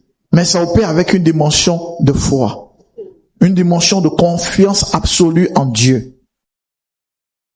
Mets la main sur ton cœur. En 30 secondes, prie pour ta foi. Et puis je continue la dernière partie du message. Prie pour ta foi. Dis à Dieu de t'aider à changer ta façon de le voir. Parce qu'il y a trop de peur, comme si tu n'es pas un enfant de Dieu. Tu es un enfant de Dieu. Tu es un enfant de Dieu. Tu n'es pas un enfant du diable. Donc faut pas avoir peur comme si Dieu va te laisser. Dieu peut pas te laisser. Si Dieu devait te laisser, là, c'est depuis dans ton passé, là, Dieu allait te laisser. Si Dieu t'a soutenu jusqu'à aujourd'hui, il ne te laissera pas. Si Dieu t'a soutenu jusqu'à cette heure, il ne va pas t'abandonner. Si Dieu t'a aidé, non, il faut enlever ça dans ton cœur même. Il faut enlever ça dans ton cœur. Il faut enlever cette peur. Il faut croire. Il faut agir dans la foi.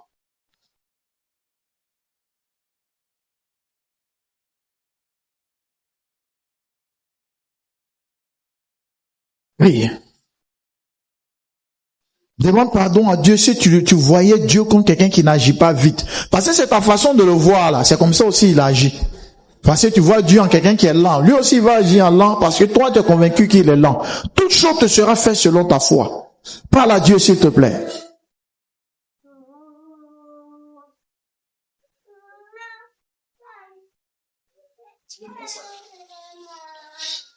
Parle à Dieu.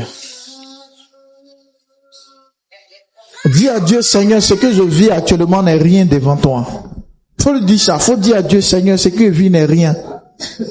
Ce n'est même pas un problème pour toi. Tu es vivant et tu es puissant.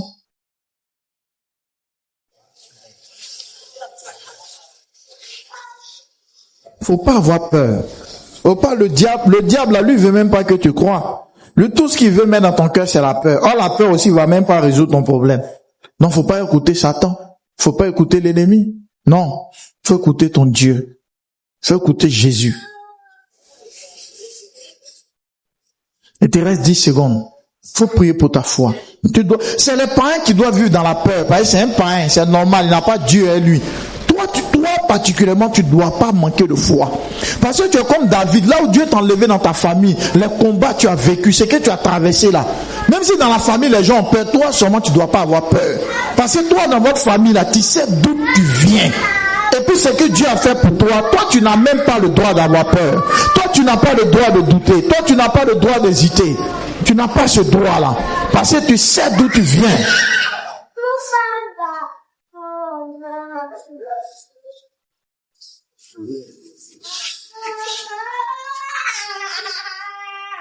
Parle à Dieu.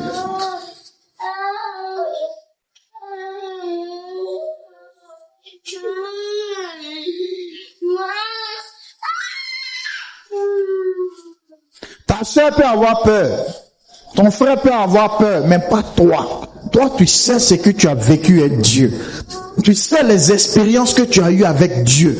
Toi, tu ne dois pas douter de Dieu. Les autres peuvent douter, tes voisins du quartier peuvent douter de Dieu. Mais toi, parce que toi, tu as vu la main de Dieu. Toi, tu as déjà une fois témoigné de Dieu. Tu ne peux pas douter. La même foi qui t'a permis de témoigner, là, c'est cette même foi qui va te permettre encore de vivre le miracle que tu attends dans cette saison.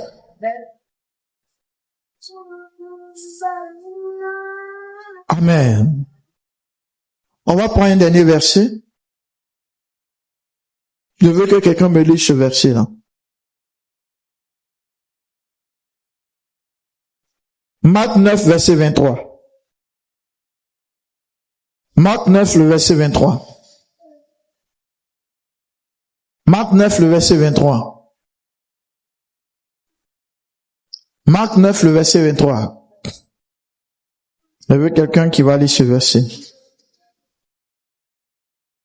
Peu importe dans le peuple. Marc 9, verset 23.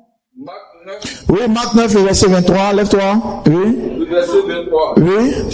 Jésus lui dit. Qui parle? Jésus. Qui parle? C'est Jésus. Jésus lui dit, oui. Si tu peux. Si tu peux. Tout est possible à celui qui croit. Tout est possible à celui qui croit. C'est-à-dire, il y a un gars qui avait besoin d'un miracle et puis il dit au Seigneur, si tu peux. Et puis Jésus lui pose la question, si tu peux, si moi je peux. Toi tu me poses, c'est-à-dire, Jésus est en train de lui faire comprendre que toi tu me poses la question, si moi je peux, si moi je peux. C'est toi qui dois croire. Moi je peux tout. Alléluia. Il dit, tout est possible à qui? Tu peux t'asseoir. Tout est possible à qui? Quand on dit c'est lui là, on n'a pas dit un blanc, un juif, un africain. C'est lui, c'est toute personne qui peut faire confiance en Dieu. Il dit tout est possible à celui qui croit. Donc Jésus est en train de corriger ce gars pour lui dire, ton si je peux là. Il faut poser cette question à quelqu'un d'autre. Moi je peux tout. C'est toi tu dois croire. Et l'une des phrases ou des prières ou des paroles mortelles que beaucoup de chrétiens ignorent, c'est cette parole-là. Je prends un exemple. Tu fais un songe et puis ensuite tu vois un homme de Dieu. Alléluia. Écoutez-moi bien. Et puis tu enquêtes d'emploi. Faites-le sortir, allez sous la vache. Tu enquêtes d'emploi. Alléluia. Et tu pries, Seigneur, fais-moi grâce. Et puis tu fais un songe. Et ce songe-là, le songe est clair. Tu sais que c'est Dieu qui t'a parlé. Et dans le songe, un homme de Dieu vient te dire, regarde, en novembre, tu vas travailler à la BAD. Hein? Banque africaine de développement. Puis tu te réveilles, tu dis, ouais, non. Et pendant que tu es en train de causer les gens, tu parles de ton expérience, de cette révélation, ce songe. Puis tu dis, non, ça là, si Dieu fait ça, c'est déjà de l'incrédulité, cette phrase. Si Dieu. Quand on dit si, il y a un doute. Non, ça là, si Dieu fait ça là. Non, il dit, moi, il a financé vos projets. Tu as manqué de foi. On dit pas si Dieu. Quand Dieu va faire, le si là, si, il y a une hésitation. Tu n'es pas sûr. Et comme tu n'es pas sûr, il va plus faire. Parce que tu l'as déshonoré. Le manque de foi déshonore Dieu. Alléluia. Est-ce que je parle à la foi de quelqu'un? Il y a des gens qui aiment beaucoup et ça arrive à tout le monde, hein, c'est une habitude. Non. Ça là, si le Seigneur, le si là, c'est quand Dieu n'a pas parlé, ou bien la Bible ne s'est pas prononcée sur le sujet. Mais où tu sais que Dieu a déjà parlé de ça? Je vais au village. Si je vais au village, si Dieu me protège au village, comment tu peux dire si? Ça, c'est pas sûr qui te protège. Est-ce que quelqu'un me comprend? Amen. Le si n'a pas sa place. Quand je reviendrai du village, c'est la foi. Je vous ai parlé de George Muller. Un gars qui travaille, il est devenu pasteur. Dans l'église, on le payait par mois. Il dit non, sur lui, on le paye par mois. Ce salaire, à ça qu'il imite Dieu. Lui, il a bien de plus d'argent. Faut pas le payer. Donc, on payait les autres pasteurs, lui, on le paye pas. Il dit, lui, son salaire, c'est Dieu qui va lui donner. Il vit par la foi. Là, un homme de foi. Il a bâti un orphelinat. Alléluia. Il devait aller prêcher dans un pays. Il est passé par un bateau. Il y avait le brouillard. Le capitaine du bateau dit, on va ralentir le bateau, ça il faut 2 jours. Il dit au capitaine que, il va prêcher le soir, hein. 2 jours, mais il va rater. Le capitaine dit, brouillard, c'est mon expérience de capitaine, on peut pas. Il dit, ok, il est descendu en bas dans la cabine, a commencé à prier. Quelques minutes après, quelques heures, le brouillard a disparu. Il disait comme ça dans l'un de ses livres que la foi la plus grande, c'est la foi d'un enfant. Il faut prier comme un enfant, il faut croire Dieu. Il faut être convaincu de ton Père qui est dans les cieux. Il y a une petite fille qui est venue nous voir. Tellement les gens témoignent de sa foi. Et il faut avoir confiance à Dieu, n'est pas un menteur. La petite fille est du genre comme après le culte comme ça. Pasteur Miller, c'est la fête. Vraiment, je veux une poupée. Et puis elle a décrit la poupée. Que mes parents payent la poupée. C'est une poupée qui coûte un peu cher pour les moyens de ses parents. Il dit, viens, on va demander à Jésus. Et puis il appelle la petite. Seigneur, voici la poupée. La petite demande est finie. Et puis les fêtes passent. Il a oublié. Et puis un jour, il voit la petite. Puis il dit à la petite, tu as aimé? Et il demande même pas si les parents payent. Il pose pas la partie, c'est que Dieu va faire. Donc il demande pas ça. Il dit, tu as aimé? Elle dit, oui, j'ai aimé. Parce que pour lui, il croit. Et ouvre orphelinat. Dieu pouvoir. Il y a une période où c'était sec.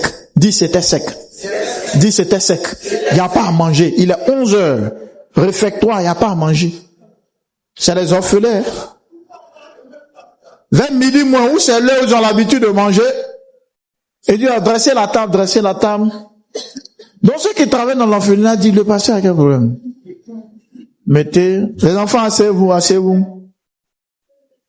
On va dire à Jésus d'envoyer la nourriture, on va bénir le Seigneur. Les gens sont les mains, la couverture qui dit, le pasteur, on dirait que il y a un fil qui s'est débranché. Ils n'ont pas bien soudé le fil là. Et puis il a rendu grâce à Dieu. Quand la fille, ils ont tapé la porte. Il y a des gens qui disent non que le camion là est rempli de nourriture, il va aller livrer dans un coin là. Mais ça, la voiture a fait panne devant l'orphelinat. Non, le temps ils vont les dépanner, la voiture peut se gâter. Et la nourriture peut se gâter. Donc, ils sont venus donner en même temps à l'orphelinat. Il dit, servez. Lui va pas réfléchir comment Dieu va faire. Pour lui, Dieu va faire. Et Dieu le fait. Quand quelqu'un a confiance en Dieu, Dieu honore sa confiance. Dieu honore sa foi. Dieu soutient sa foi. Parce qu'il croit, il a confiance, il ne craint pas. Son Dieu sera avec lui. Pourquoi quand vous dites si? Pourquoi quand on dit si? Pourquoi quand on met l'hésitation, ça arrête le miracle, ça arrête le surnaturel? Parce qu'en vérité, je vais vous dire une chose. Douter de ce que Dieu dit, c'est insulter Dieu. Je répète, douter de ce que Dieu dit, c'est insulter Dieu. Je vous donne un exemple. J'aime beaucoup prendre cette illustration quand je prêche sur la foi. Il y avait 2 amis qui marchaient, et puis il y a un, les 2 connaissent Dieu, hein, mais il y a un qui n'a pas la foi. Et l'autre, tu crois. Et puis il dit à son ami, lui qui n'a pas la foi, là, que, c'est vrai, on lit la Bible, les Samson ont tué lion. Bon, c'est vrai, c'est la Bible, hein. Sinon, vraiment, hein, Jésus a marché sur l'eau. Les gens, ils croient pas trop, quoi. Donc, son ami était choqué que son frère en Christ ne croit pas. C'est-à-dire, il n'a pas une confiance en ce qui est écrit. Et son ami, là, le Saint-Esprit lui a donné une sagesse. Il pose la question à son ami incrédule, que mon ami, excuse-moi, il va te poser une question. Il dit, pose la question, il dit, comment tu t'appelles? Il dit, je m'appelle Paul. Il dit, il dit, comment tu t'appelles? Il dit, je m'appelle Paul. Il dit, comment tu t'appelles? Il dit, mais il te dit que je m'appelle Paul. Il dit, hein. Il dit, comment tu t'appelles? Il dit, oh, il y a quoi? Il a commencé à se faire. Il dit, tu as vu, toi, tu es un homme. Quand tu parles, on te croit pas, ça te fait mal. C'est comme ça, quand Dieu parle, qu'on ne croit pas, ça le blesse. Parce que tu le fais passer pour un menteur, pour un incapable. S'il fait. Tu sais comment toi tu vis? Tu sais comment le sang passe dans ton corps? Le cœur pompe comme ça depuis que tu es né. Actuellement, tu as quel âge? C'est-à-dire que l'âge que tu as là, depuis tout ce temps, le cœur n'a jamais oublié de fonctionner. Quelqu'un qui te fait vivre comme ça et puis tu dis, si tu peux. Toi, ton problème, c'est quel problème? C'est rien. Donc quand tu dis si là, ça le blesse. Je vous donne un exemple simple. Toi, tu es là. Je prends même ton cas actuellement. Et puis il y a une petite fille qui est devant votre porte. Hein, la petite fille du quartier, la petite fille de 8 ans, 9 ans. Tanti, je vends ton fille, hein, tanti, et puis elle a fait les petites. Tanti, c'est 10 francs, 10 francs. C'est une petite monnaie, non, t'as pas la monnaie. Tu dis, ok, donne-moi un ton fille, hein. Quand je vais partir, je vais te payer. Puis elle laisse l'amende. Hein, tanti, tu as payé.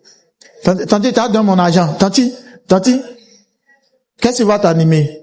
Mais elle me voit comme, Jean 10 francs, Jean j'ai pas payé, elle me voit comment? C'est comme ça beaucoup. Seigneur agit, et puis après, est-ce que le Seigneur, et puis le Seigneur dit, il y a celle-là, il y a lui là. Moi, il te fait respirer. Je te tiens. Et puis, ce qu'il te demande, c'est ça, il peut pas faire. À cause de ça, tu te lamentes. Tu as prié un peu, Dieu doit faire miracle. Il y a un peu, tu as ton portable. Là, ils ont fait dépôt, hein, c'est pas encore venu. Dès qu'il y a un message, un fait dépôt. Dieu même, 1 million est demandé. C'est Orange, même c'est ça. J'aime pas chez eux. Tous les jours, message. Tu peux. Après encore vers 18 heures, Seigneur, je sais que les temps sont difficiles. Hein? Si tu envoies 500 000, il y a me débrouiller ça. Ça sort pas. Vers 23 heures, tu dis, Seigneur, comme c'est urgent, donne-moi 100 000, je vais m'aider. Toi, si tu diminues, il est aussi le but de regarder lui là-bas. Tu diminues seul. Mais tu crois pas. Tu ne crois pas. Tu ne crois pas en Dieu. Tu n'as pas confiance en Dieu. Tu vas jamais voir un enfant. Son papa ne travaille pas et puis il va dire, papa, faut payer avion pour moi. Puis il dit, oui, demain j'ai payé avion qui passe à pour toi. Dès que l'enfant sort, qu'est-ce qu'il fait? Commence à jouer avec ses amis. Mon papa va payer avion. Mon papa, il ne doute pas. Oh, vélo, même son papa peut pas payer. Quand quelqu'un a foi en Dieu se comporte comme un enfant, c'est pourquoi Jésus dit le royaume des cieux est semblable aux enfants. Quand il parle à Dieu, Dieu lui donne un son, Dieu lui donne une prophétie, il accepte ça. Ce que mon Dieu a dit, il va le faire. Lui, il réfléchit plus. Tu vas pas voir un enfant de 7 ans, 8 ans réfléchir, à midi, là, est-ce qu'il va avoir à manger? Lui, il va faire quoi cette réflexion-là? Même si quand on dit dans le pays qu'il y a des problèmes, il va jamais réfléchir. Tu vas lui trouver à manger. Comment tu vas faire, c'est pas son problème. Tu es au chômage, il s'en fout de ça. On te paye pas, ça fait 6 mois. L'enfant, il ne va pas réfléchir à ça. À midi, lui, il doit manger. C'est tout. Il y a un anniversaire, il faut le saper. Oui, il n'est pas dans tes réflexions, c'est ce que Jésus veut. Si tu te comportes comme un enfant de Dieu, Dieu se comportera comme un père envers toi. Un enfant fait confiance à la parole de ses parents. Mais toi, quand Dieu te parle, là, tu crois pas. Non, quand tu crois pas, Dieu dit, ah, tu as grandi. À la maison, quand quelqu'un est grand, non pas déjeuner, non, débrouille-toi seul. Puis tu souffres mon Dieu même depuis, je prie, dis non, tu as grandi. Quelqu'un qui a grandi, il se cherche. C'est un enfant, on s'occupe de lui. Si tu as un cœur d'enfant, une foi d'enfant, que tu crois, Dieu va manifester sa paternité dans ta vie. Est-ce que je parle à la fois avec elle? Dieu va manifester quoi? Sa paternité dans ta vie. Est-ce que tu peux croire une parole de Dieu pour toi? Est-ce que tu peux croire une parole de Dieu, l'accepter telle qu'elle est? Si vous n'acceptez pas la parole de Dieu telle qu'elle est, elle ne produira rien dans votre vie. Alléluia. Ne vous stressez pas. Ne paniquez pas. Ne vous souciez pas. Mais priez le Seigneur. Quand tu as des problèmes, au lieu d'expliquer à tout le quartier, confie ça à ton Dieu. Ça, je fais ce reproche aux fidèles de l'église qui sont sur le WhatsApp, mais qui ne vont jamais sur le WhatsApp. C'est pas bon. La semaine, j'ai partagé un témoin qui s'est passé chez le pasteur Wafo, vous avez suivi. Le gars va à l'hôpital avec sa femme. On dit qu'il a un problème, c'est spermatozoïde. Conclusion, il peut pas faire enfant, on peut rien faire. Ils ont vérifié aussi pour sa femme. Donc les deux sont déclarés stériles médicalement. C'est pas un qui a un problème, les deux. Ils ont pris le résultat, ils sont allés mettre sur les lits, ils ont commencé à prier. Ils ont payé habit de bébé, ils ont mis au milieu d'eux, ils ont commencé à prier. Au moment où on va se rendre compte qu'ils sont enceintes. Quand le naturel, la loi du naturel est épuisée là, il faut activer le surnaturel. Parce que s'ils ont peur, qu'ils sont dans le naturel, naturellement la salle là, ça peut pas être guéri. Donc tu es obligé d'utiliser les lois du surnaturel. Mais quand toi tu rentres dans le surnaturel, tu as peur, tu reviens dans le naturel. Non! Tu sais que tu n'as plus de force dans le naturel. Donc tu dois plus investir dans la foi. Parce que la logique te dit que c'est compliqué. Vous avez entendu le témoignage, non? Dieu s'est glorifié. Dieu là, c'est tout ce qu'il attend de toi. C'est la foi. C'est pas qu'il veut pas te donner, mais c'est la foi. Tu ne dois pas avoir peur. Quand on te dit non, ton sang là même, c'est plus du sang, c'est l'eau qui est dedans. Toi, mais tu peux pas vivre pendant 2 jours. Mais tu dis, mon Dieu, il va me faire vivre. Amen. Tu pries pour ça. Quand la peur veut venir, tu pries, tu chasses la peur. Quand la peur veut venir, tu pries, tu chasses la peur. Ce qu'ils ont pronostiqué n'arrivera pas. Amen. Dis, Seigneur, soutiens ma foi. Seigneur, cette peur qui traverse mon cœur, cette peur qui me fait craindre ma situation actuelle, ôte cette peur de moi. Ôte cette peur de moi. Ôte cette inquiétude de moi. Seigneur, je t'ai donné ma vie. C'est parce que je crois que tu existes. C'est parce que je sais que tu es tout puissant. Mais Seigneur, ma nature charnelle, ma nature humaine m'envoie à douter. Oh Dieu, je te demande pardon. Toutefois que je t'ai insulté, parce qu'en doutant, c'est insulter, c'est de ne pas te faire confiance, c'est de te faire passer pour un menteur. Oh, tu es vrai. Oh, tu dis la vérité. Seigneur, je décide maintenant de ne pas me lamenter, de mettre tout en prière, de croire en toi et d'expérimenter ta puissance. Car tu es le Dieu de miracle. Rien n'est impossible. Au nom de Jésus. Amen.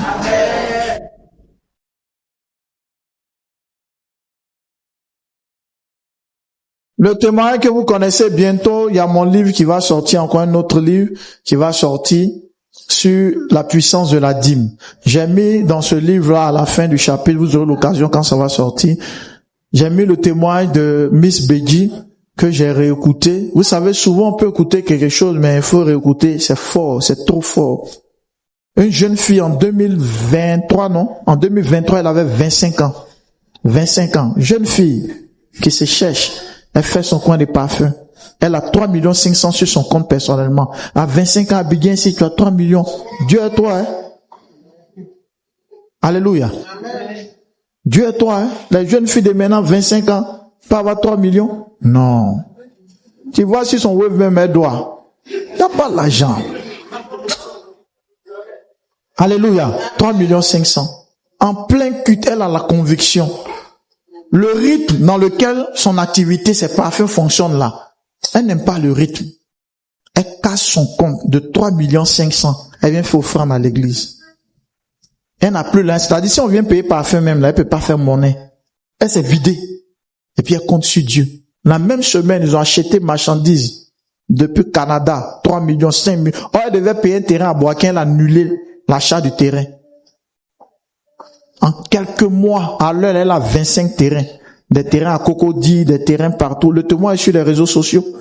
Récemment, elle a vu l'une de ses vidéos en Chine. Et puis elle dit, j'ai bloqué l'usine. C'est-à-dire que elle, son type de parfum qu'elle vend là, l'usine a arrêté de faire les autres parfums. C'est pour elle là. Il a dit, il faut voir les Chinois en train de travailler pour elle. Une jeune fille. Non, si elle avait 25 ans en 2023, cette année, elle a quel âge? Elle a 28 ans. Elle n'a pas encore 30 ans. Dans un laps de temps, ça prend une dimension. Moi-même, récemment, mais ça, elle a acheté ses parfums. Au palais. Il dit, tu vois devant son, et puis c'est une annexe. Il dit, les motos sont remplies comme ça. On est au Burkina. C'est rempli. C'est les livreurs, ça descend. 28 ans. Mais elle est puissante financièrement. Mais quand toi, tu ne comprends pas les sacrifices qu'elle fait là, quand tu regardes, non, si tu dis ça maille, faut faire sur TikTok, faut booster. Ah, tu as boosté. Hein? Tu as gonflé. Tu as même les vues. Regarde, ils ont trop payé pour 375. Ça n'a pas marché. Vous voyez les gens qui font leur activité là. Chacun sait sur quoi il a mis son pied. Ceux qui font fétiche. Ceux qui croient en Dieu ne plaisantent pas. Si elle n'a pas rendu ce témoignage, qu'elle a cassé son compte. Quand tu as vu, tu as dit non, elle s'est fait les pubs, elle est présente, non, moi aussi elle est bien installée. Et là, tu peux t'installer même devant l'hôtel Ivoire. Même vont, va pas passer devant ton commerce. Est-ce que je parle à quelqu'un? Ok, je reviens encore. Ce qui est dit, tu n'as pas compris. 3 millions, qui est le fonds de quelqu'un, 3 millions 500. Donner. Si tu n'as jamais entendu la voix de l'enfer, tu vas entendre. Mais quand tu viens de donner, et puis tu entends, tu es bête, hein? Tu es très bête. Il y a le pasteur, il dit, c'est ça 2 jours, c'est ton argent, là, hein? Tu es bête, hein? Alléluia. Les autres donnent un peu, 12 000, 20 000. Tu donnes 3 millions 5. Tu es bête, hein? C'est quand tu vas avoir terrain. Et à quel moment, dans quel contexte la fille a rendu son témoin sur TikTok? Même jusqu'à présent, c'est encore sur TikTok. Parce qu'il y a des gens qui prêchent, on ne donne pas dîme, ça l'énerver. Elle dit, ne les écoutez pas, vous serez maudits. Et Mike, elle a donné les 3 millions 5 là. Elle continue. Quand la rentre, elle donne ses dîmes à Dieu. Mathieu, elle est puissante. Tout à l'heure, le culte fini, il faut taper Miss Beggy, parfum. On la connaît sur TikTok. Jeune fille puissante. Tu vois sa voiture, c'est pas poussé démarrer. Et il y a des voitures, tu as ça là, tu as besoin encore de la foi. Parce que quand ça arrive un moment, quand ça commence à faire, Seigneur, ne me laisse pas. Seigneur. En plein autoroute, ça t'abandonne, soit tu es foutu. Alléluia.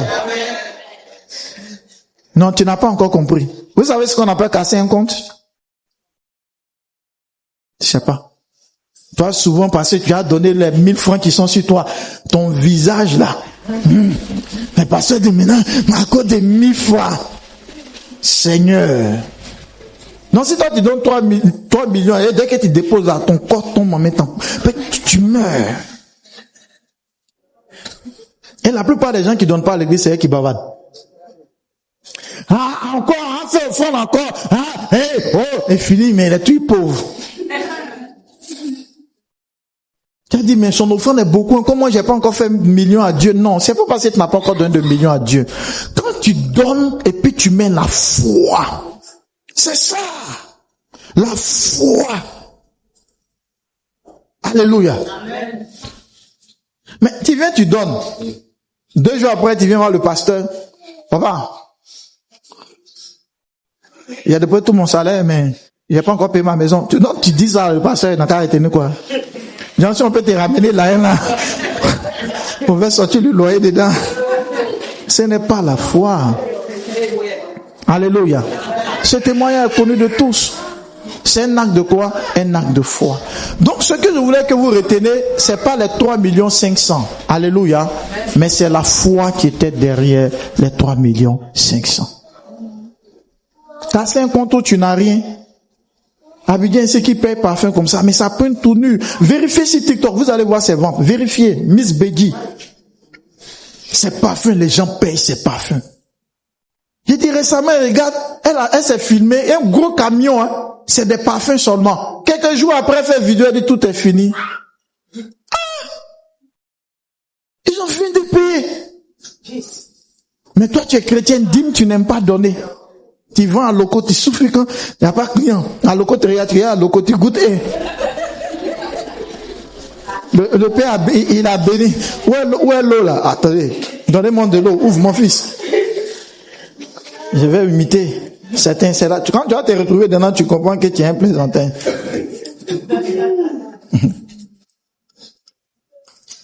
Mon père spirituel monte où? Mon père spirituel, c'est un prophète, hein. C'est un prophète. C'est pas avec des pères spirituels, c'est qui a la foi. Même Satan met la paix spirituelle aussi. La loco. Les clients venaient. Comme le gars là.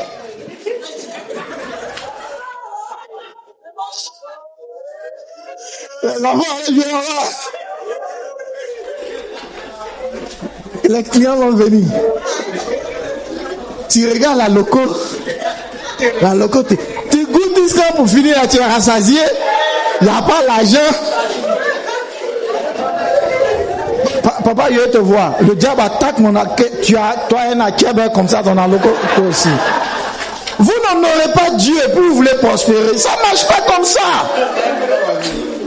Alléluia. Amen. Ça ne marche pas comme ça. Est-ce que tu as la foi? C'est ça. Bon, toi, tu t'as passé ton compte pour donner à Dieu, là, tu comptes sur quoi? Les achats surnaturels. Elle a sacrifié. Actuellement, elle a 25 terrains. Terrain à Cocody, tu connais son prix? Terrain à Cocody, elle a ça à 28 ans. Elle n'est pas encore mariée, mais elle est puissante. Financièrement. Tout ça à partir de quoi? À partir des actes de foi. À partir des actions de foi. À partir de, parce que si tu ne crois pas en Dieu, c'est pas son pasteur qui lui a dit viens faire. Si tu ne crois pas en Dieu, tu peux pas poser ces gens d'actes. Si tu n'as pas confiance en Dieu, tu ne peux pas poser ces gens d'actes. Alléluia. Autrement dit, si elle n'avait pas posé cette action de foi, peut-être que son entreprise continuait, mais à un rythme naturel. Quand tu veux mettre le surnaturel dans tes affaires, il faut mettre la foi dans tes affaires. Sinon, ça va venir, il y a 2 parfums, il y a un parfum qui est dedans. C'est pas mauvais, quoi. Mais toi, tu veux que ça donne beaucoup d'argent. Donc, élève le niveau de ta foi. Parce que si la foi rentre dedans, c'est comme tu invitais le surnaturel dans ton activité. Mais si tu ne mets pas de la foi, tu poses pas des actions de foi. La Bible dit celui qui sème moissonne. C'est parce que croit que par sa sémence, elle peut moissonner, que Dieu l'honorer. Et même malgré ça, le peu de parfum qui a commencé à sortir, elle ne fait qu'honorer Dieu par sa dîme. Si tu le fais par la foi, Dieu va te visiter. La foi ne trahit pas. Alléluia. Est-ce que je parle à quelqu'un? À partir de ce jour, que ce soit des offrandes, que ce soit les dîmes, que ce soit les prières, il faut y mettre la foi. Est-ce que je parle à ta foi? Peu importe ce que tu fais, écoutez-moi, quand tu as la foi, il peut arriver un moment où tu sens la peur traverser ton âme, il faut chasser cette peur. Alléluia. Il faut refuser cette peur. Il faut ôter cette peur. Je me rappelle à l'époque, il y a une femme, Charlotte. Elle n'est pas de l'église. Hein. La femme était dans son foyer, écoutez bien tranquillement. Il y a une fille qui aimait son mari, elle allait voir un Naoussa. Naoussa a fait le médicament, le monsieur l'a chassé. En ce temps, elle ne connaissait pas Jésus. Elle a 2 enfants, 2 garçons.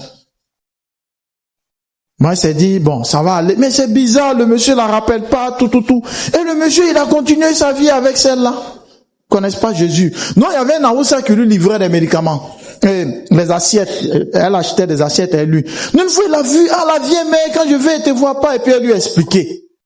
Il dit, on avait, mais je connais ça chez nous au Niger, là, je connais ça là, ça, on peut gâter, je connais les médicaments aussi, on a fait. Elle dit non, que moi, il a accepté Jésus maintenant. Il dit, en fait, là où ça lui faisait mal. Comme il connaît pas Jésus, sa façon d'aider sa vieille mère, voilà. Vous savez, souvent, c'est vrai, les gens font des fétiches, c'est vrai, on parle les mains, c'est parce qu'ils sont ignorants. Est-ce que vous me comprenez un peu? Que non, qu'il y a aidé au Niger, là, moi, il connaît ça, c'est tel médicament. Elle dit non, Jésus. Elle dit Jésus, hein. Le monsieur n'aide pas la femme. Même les enfants. Faut qu'elle se démette. Souvent, ils donnent l'argent, souvent, ils ne donnent pas. Jusqu'à les enfants. Un jour, elle est venue chez moi à la maison. En ce moment, j'étais dans un studio, là. Ça fait beaucoup d'années. Elle dit, papa, faut que Dieu me donne un mari. Le monsieur, là, ici, il vit sa vie. Les enfants, là. Je suis obligé de vendre pain et un condiment. 2 garçons, il veut faire comment? C'est ça, là, on peut me marier, ça, là. 2 garçons comme ça. Et l'âge que j'ai. Je lui ai dit, il n'y a pas quelque chose qui est difficile pour Dieu. Même si tu as 100 ans, tu peux avoir ton mari de 100 ans. Il faut croire. Il faut servir ton Dieu. Elle dit amen. Elle a gardé cette... En fait, quand elle est venue, elle s'attendait à une prophétie, quoi. Je vois qu'on sait un monsieur un peu métis vers Sipores. Non. Quand Dieu ne montre pas, on ne peut pas inventer. Je lui ai dit la foi. Il faut manifester ta foi. Il faut manifester ta foi. Et puis j'ai prié pour lui dire, il faut croire. Un matin, il m'appelle, un mauvais Jean-Charles, il dit, tu connais Saint-Pierre-Marie, non? Il dit, oui, mais pourquoi tu ris cela? Saint-Pierre-Marie, ils m'ont fait ma dot, quoi. Et il dit, ouais. Ils m'ont fait ta dot. Et tu n'as pas dit que toi, tu as eu 2 enfants, on peut pas te marier à 2 enfants. De toute façon, le monsieur là aime les 2 enfants, des grands garçons, hein. Comme si ce sont ses enfants. Ils ont fait la réception au 27. On allait au mariage. Elle s'est mariée légalement. Faut avoir 28 enfants, même église que tu as mis au monde. Si tu crois en Dieu, Dieu te donnera. Dieu ne fonctionne pas avec la logique, il fonctionne avec la foi. Est-ce que je parle à quelqu'un? Maintenant, au moment des partages de vœux, elle a fait rire les gens. Quand le monsieur a fini de parler, elle a pris le micro.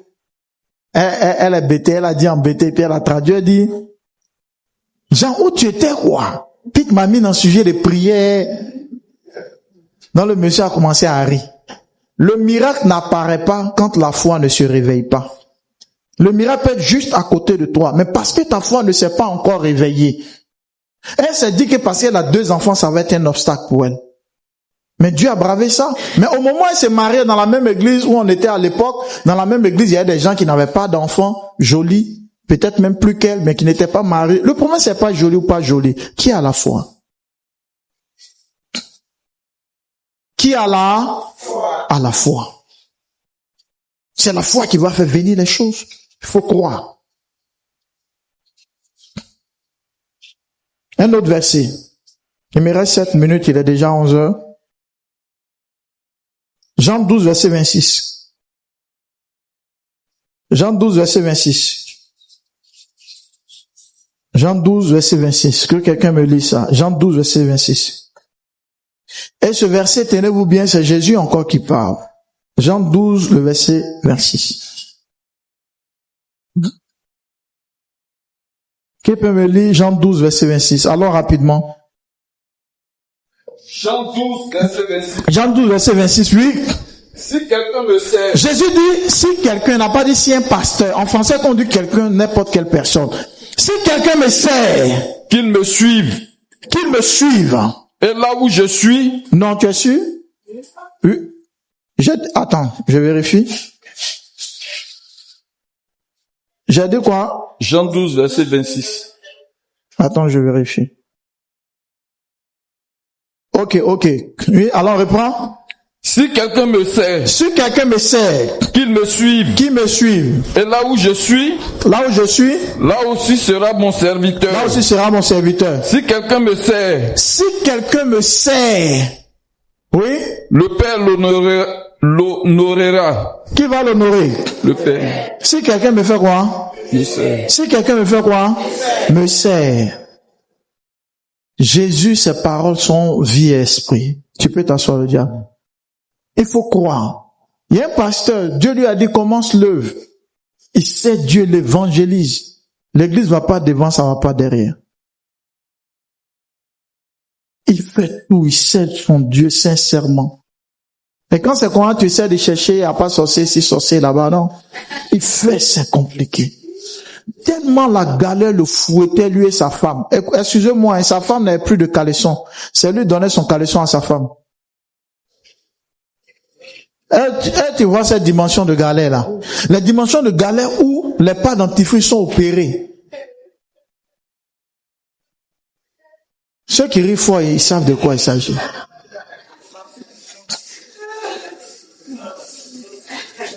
La pâte, la me dit, tu enlèves ton argent, c'est bon. La pâte est opérée. Les dents deviennent tranchantes. Quand il mange la viande de porc, quand ça sort là, les os là, c'est poudre. Ça sort pas, c'est poudre. Il boit tout. Tout est mangeable. Tout est comestible. Alléluia. Amen. Un matin, le passé, ça tombe pas. Où? Ah, bonjour, homme de Dieu, soyez béni. Mais c'est un mamie à laquelle vous faites une offrande. Bon, une offrande. Peut-être c'est un 5 000, un 3 000. Il pense un peu pesant. Il ouvre ses 40 millions.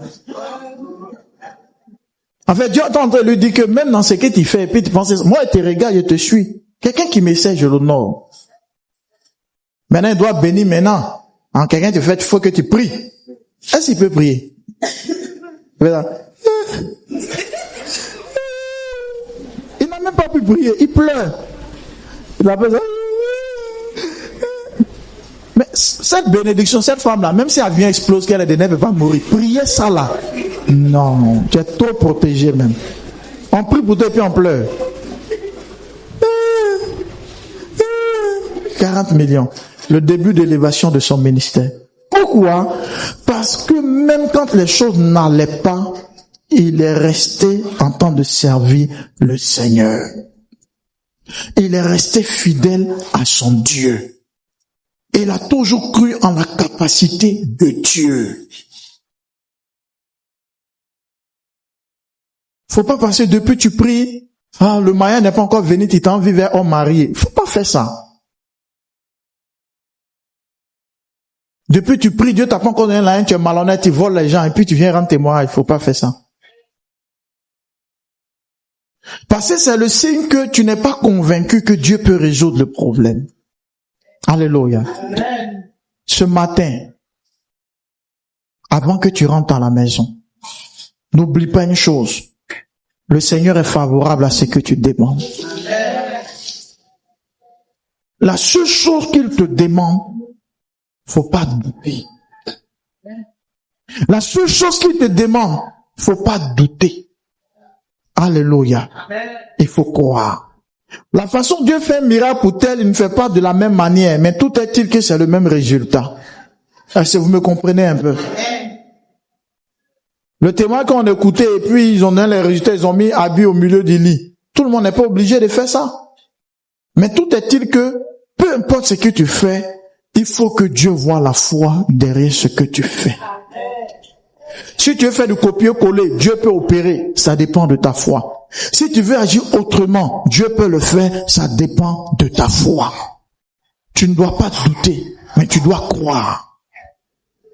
Regarde un voisin, dis le voisin, il faut croire. Regarde ton voisin. Si tu ne le regardes pas, c'est que tu l'aimes pas. Dis voisin, il faut croire. Faut pas avoir peur. Dieu est avec toi. La prière va marcher. Le miracle va se produire. Et Dieu va te donner une bénédiction qui va rattraper tes stress. Vous savez, Dieu n'a pas besoin de 1000 ans pour exaucer quelqu'un. Hein? En un jour, Dieu peut te donner l'argent que tu devais avoir en 10 ans. Il peut te donner ça en un jour. Faut pas douter de Dieu. Le message est terminé, mais je le scelle par un témoignage que j'ai déjà rendu. Je veux que vous compreniez la portée du témoignage. Je suis là, on m'appelle des États-Unis. Ah, bonjour, monsieur, c'est prophète Jean-Charles. Il dit oui. Il dit, mais vous m'appelez des États-Unis, que vous avez mon numéro. Il dit non, que c'est quelqu'un aux États-Unis ici qui m'a mis en contact, qui m'a dit, appelle ce numéro-là, le pasteur va t'aider en prière. Il dit, ok, quel est le problème? Il dit, pasteur, ça fait 20 ans ici, aux États-Unis, il n'y a pas papier. 20 ans. Son frère et son cousin sont là-bas. Eux, ils viennent au pays, hein. Cette dernière, ses parents sont à la Cypresse. Ils viennent au pays. Mais elle, parce que si elle s'amuse à venir, elle retourne plus, parce qu'elle n'a pas papier. Je dis pas 20 mois. Tout à l'heure, toi, tu peux avoir un visa pour aller dans un pays pour que 20 ans après, tu n'as pas de situation. C'est difficile. C'est compliqué. Ça ne va pas. Elle fait tout. Ça ne va pas. En fait, le problème là, quand je priais pour elle, le Seigneur m'a dit que il y a une rivale de sa maman. C'est elle qui lui a lancé un sort pour la verrouiller. Elle a confirmé. Elle a une plaie. La plaie la guérit pas. Elle dit, pasteur, si tu peux comprendre, tu connais médecine des États-Unis. Médecine. Faut pas t'amuser. La médecine est développée là-bas. Ils ont tout fait parce qu'en fait, le problème est mystique. Qu'elle entend le faire, elle est dans le domaine des tresses. Elle dit là-bas, les tresses là, ça marche, ça coûte cher. Elle dit, une Camerounaise qui est arrivée il n'y a pas longtemps, ma bonne petite, elle a ouvert son coin, l'argent va au pays. Elle dit même des Ivoiriens qui, en un an, ils viennent, ils essaient de rencontrer la communauté ivoirienne. Elle s'en sort pas. Ça fait que pour finir là, elle sort pas, elle est chez elle. Ça ne va pas. Alléluia. Elle a son grand frère qui est là-bas, qui passe son temps à l'insulter. Toi, tu es là, tu fais rien de ta vie, Et le grand frère qui l'insulte là, c'est l'enfant de la marade qui lui a lancé le sort. Ça ne bouge pas. On a prié. Il a dit Dieu va faire. Parce que ce témoin vous a rendu mais un détail que je n'ai jamais expliqué, je vais vous expliquer ça aujourd'hui. Priez. Elle m'a fait des offrandes, elle m'a envoyé des trucs de là-bas, tout ça. Je lui ai dit que, après les prières, il faut faire un don à Dieu. Fais un don, mais il faut le faire avec la foi. Que si tu sens pas en toi que tu as la foi, ça vaut pas la peine. Pareil, c'est comme tu as donné à un pasteur. Mais si c'est à Dieu que tu donnes là, faut avoir la foi. Elle dit, parce que c'est chaud, c'est difficile. Donc, elle dit, bon, elle a un peu d'argent dans son placard, c'est chaud même. Donc elle a pris, elle a envoyé, elle dit, il t'a envoyé un Western Union, tout. Je vais dans le coin. Bon, quand elle a vu, j'ai regardé, et puis bon, ok, je suis allé, puis j'ai écrit. J'ai envoyé. En tout cas, la fille qui retire là, je la connais, elle priait à l'église ici. C'est elle qui fait mes retraits. Elle abaisse la tête en bas, le truc là. Elle dit, ma fille, c'est le truc, les 110 000 là. Elle dit, papa, c'est pas 110 000, elle t'a hein. Elle a envoyé 110 000. Elle se retrouve pas. Elle dit, parfois, faut bien regarder, que c'est pas 110 000. Elle a envoyé 700 000. 700 000 et quelques, un truc, quand on convertit. J'ai dit, attendez. Puis elle retiré. Elle dit, pasteur, c'est tout ce que j'ai donné à Dieu, parce que c'est difficile. Elle dit, toi, c'est chaud sur toi quand tu envoies 700 000. Abidjan ici. Elle dit, c'est ce qu'elle fait. Je compte. Elle dit, 700. Mais toi, tu as avoir papier? Non, il a dit à Dieu, toi, tu fais pas exprès ou bien? Quelqu'un qui se retrouve pas, qui fait don de 700 000, non, Dieu ne veut pas jouer avec ça. Faut me voir, mon parlant langue a changé de Dieu. Ça va pas 700, non, si ça va, tu vois ce qu'elle va envoyer. Il faut faire quelque chose. Donc, je prie pour elle. Elle dit, homme de Dieu, la période est arrivée, mais elle fait mon entretien maintenant. Mais le problème grave qu'elle avait, elle, pour elle, c'est pas mari de nuit. C'est un autre niveau. On la sodomise en rêve. Oui. C'est-à-dire qu'elle, son mari de nuit, là, il peut avoir 2 devant, 2 derrière. Il y a des enfants. Je vous dis la vérité. C'est un autre niveau. C'est-à-dire, elle est d'un engrenage spirituel terrible. Il y a des, si on pouvait se voir physiquement, pour t'imposer les mains là. À distance, Dieu est Dieu. Mais si tu étais là vraiment, moi aussi, c'est pas encore en position d'arriver aux États-Unis. Toi aussi, tu ne veux pas venir. Non, ce qui peut brancher l'imposition des mains là, c'est la foi. Alléluia. Elle dit, pasteur, ça me fatigue, j'ai fait tout, je prie, comment je veux, pasteur, ça me fatigue. Il dit, sa vie, on dirait quelqu'un qui est misérable. Aux États-Unis, c'est le pays des opportunités, même un clochard, même s'en sort. On fait la prière. Elle dit, je m'en vais. Parce que c'est demain, je m'en vais. Elle dit, ok. Et elle, au moins, a peut-être 10 ou 15 tentatives, il sait même plus d'avoir papier. Elle échoue seulement. Donc, quand elle-même s'en fait, là, dans sa tête, là, il veut pour échouer. Ben, ça marche pas. Quand elle va dire, no. Elle moi-même, elle va encore dire no. Jusqu'à ce qu'on se croise. Donc, elle finit après, elle dit, on a prié ce jour-là. Elle dit, va. Dieu va faire. Quand on a coupé, elle dit, Seigneur, j'ai eu la foi. 700 000. Seigneur n'a rien envoyé 700 000, hein. Faut faire grâce. Parce que si elle a bon papier, mais elle peut laisser ça, avoir d'autres trucs même, elle sera bien rémunérée. Il faut intervenir. Le matin, mon portable sonne. Non, c'est le matin. J'ai oublié l'heure. Mon portable sonne. En tout cas, il était un matin là-bas. Elle pleure. J'ai dit, mais il y a quoi?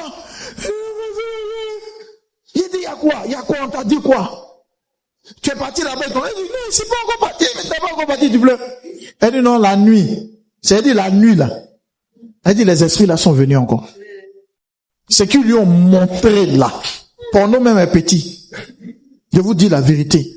Elle dit que toutefois qu'elle vit ça, c'est qu'elle s'en va faire échouer. Il n'y a pas de réflexion. Donc ces pleurs là, ça veut dire que l'histoire se répète. Elle pleure.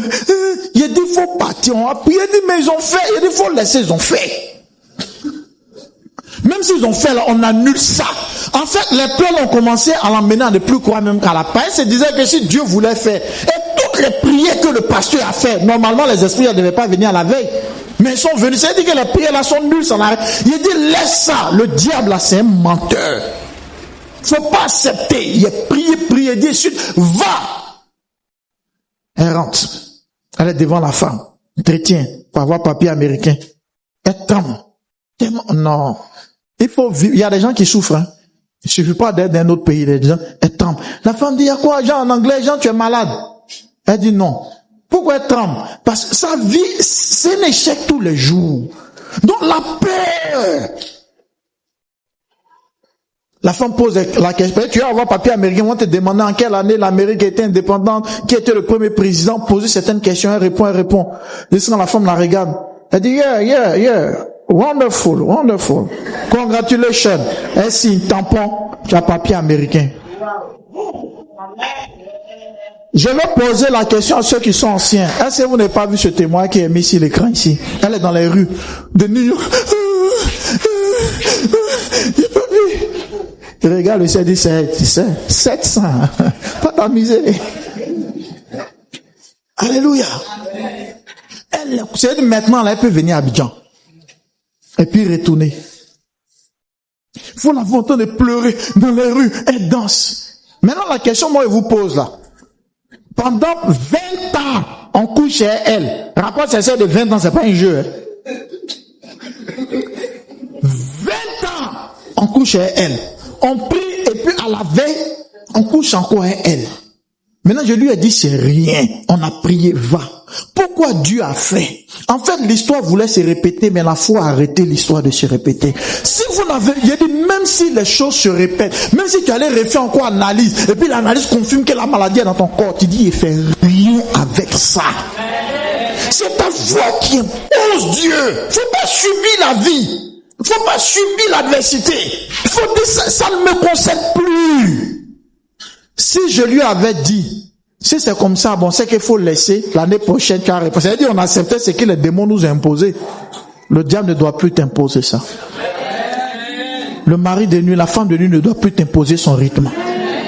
Si tu as foi en Dieu, ça va s'arrêter. Même quand il veut coucher avec toi, ton rêve va se couper seul. Dieu va commencer à empêcher parce que tu crois qu'on ne doit plus te toucher. Si tu crois, dis un amen de quelqu'un qui croit. Je veux dire à quelqu'un, peu importe le nombre d'années, cette dernière-là, je l'ai jamais vue physiquement. Physiquement, c'est par WhatsApp la prière. Elle n'est pas venue, on a fait délivrance, il lui a imposé main. Le problème n'est pas la distance, c'est la foi. C'est la foi. Tu peux être proche de moi, tu peux même vivre chez moi, mais tu peux manquer de foi. C'est la foi. C'est là. Alors je veux quelqu'un parler et vivre. Dis c'est la foi. Dis encore c'est la foi. Même si toi, ça fait des années, tu es né dedans, chaque nuit on serre ton cou. Si ta foi se lève, ils vont arrêter de serrer ton cou. Parce que ça sert à rien de faire combat et puis tu as peur. Quand c'est comme ça, le lendemain, tu dors encore, on sait. C'est pas la longueur de la prière, c'est la longueur de la foi. Il y a une fois, Messie allait saluer à Nyangon, la dernière maison de Nyangon. Ses yeux sont rouges. Il dit, tu as bu, tu bois maintenant. Elle dit, non, parce que je bois pas. Il s'est très attaqué, que chaque jour, il fait minuit 6 heures. Il dit, mais tu fais ça si un mois, tu meurs. Excès de fatigue. Donc, les démons t'empêchent de dormir. C'est-à-dire, eux, ils sont là, ils s'envolent, ils t'empêchent de dormir. En fait, ton combat, tu fais, c'est la peur. Il a le feu divin comme ça, il casse que, elle prie. Ça, on n'appelle pas ça prier, c'est la peur. Mais si tu continues dedans, non. Tu pries et puis tu dis, amen. Je suis protégé avec une assurance. La protection vient. Smith Wigglesworth est quitté d'un programme. Il est couché sans une présence de démon. Il soulève sa tête, il regarde, il voit Satan. Il dit pas un démon, Satan lui-même. Parce que c'est un grand homme de Dieu. Le Saint-Esprit lui dit, ce n'est pas un démon, hein, c'est le diable. Le diable, tu lis dans la Bible, c'est lui. Le diable s'est arrêté comme ça. Parce que la présence démoniaque était forte. Voici le diable est arrêté parce qu'il vient d'un programme où Dieu a guéri les gens. Le diable est fâché contre lui. Et puis il dit, il n'a pas vu le feu.